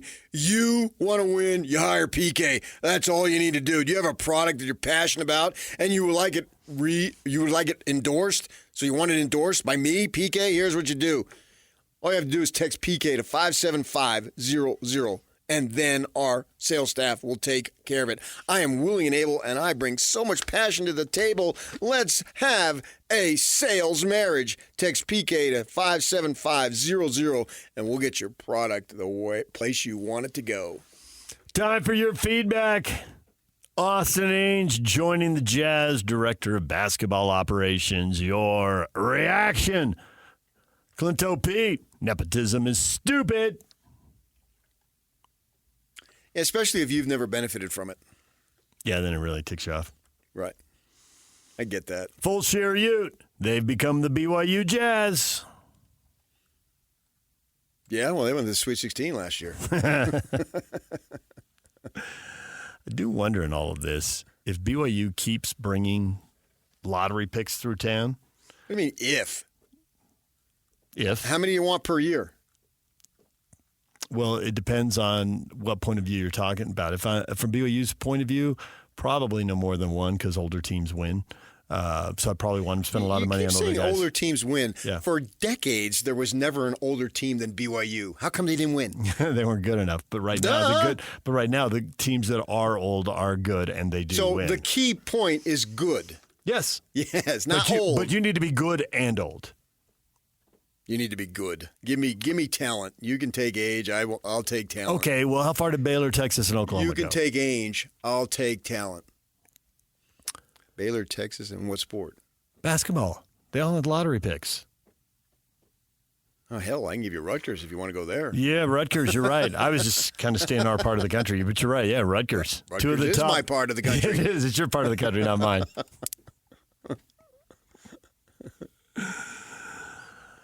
But I do wonder that if these players come through and have a good experience at the age of 18, when they're 25, 28, 30, how much? Or maybe it's 23 and will they come here in a trade and then sign an extension? Does that change things? I mean, the answer has been no, but that doesn't mean the answer is always going to be no. You've been saying for a long time the answer is going to be yes. And I've been thinking, okay, well, what would change things? And maybe that's the thing. And it's not just like any player. We've seen that there are players, and it's a combination of how good they are, plus some charisma and personality, leadership and all that. And they set the tone. If they say a place is good, then a place is good. I don't know that you can build your franchise through free agents, though, if that's what you're getting at. No, but it could be, again, a guy in a trade willing to sign an extension, or a guy who's drafted here and is willing to sign an extension. If they get paid a ton of money, I think they'd be willing to do it. But, I mean, is it that kind of player, then just because he's willing doesn't mean you can consummate a deal. Right. You got to give something back to the Devonta loves it here, and he's the number one pick, did the Jazz have the number one pick, and does he go somewhere and then just stay there? And if you trade him, do you have the stuff to trade for him? I get there's other factors involved. I know, but that's so far down the line. Do things the right way, and somehow it's going to work out. Somehow it'll work out. Yeah, right. I think that's the biggest principle. There's so many variables, we can't sit here and talk about all of them. Right. So I think they will do things the right way, and good will come. Troy, what a cluster of a mess. Brandon, the nepotism is strong with this one. The Jazz should be getting rid of an Ainge, not bringing another one on. Let's see. Well, they got that one son who sits with Danny Ray at the games. Maybe we can get him out.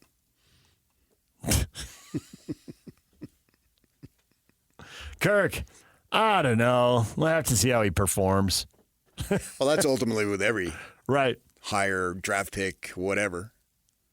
Coach, you name it. How do they perform? Yeah. And I get the nepotism angle. People would be upset. I get it.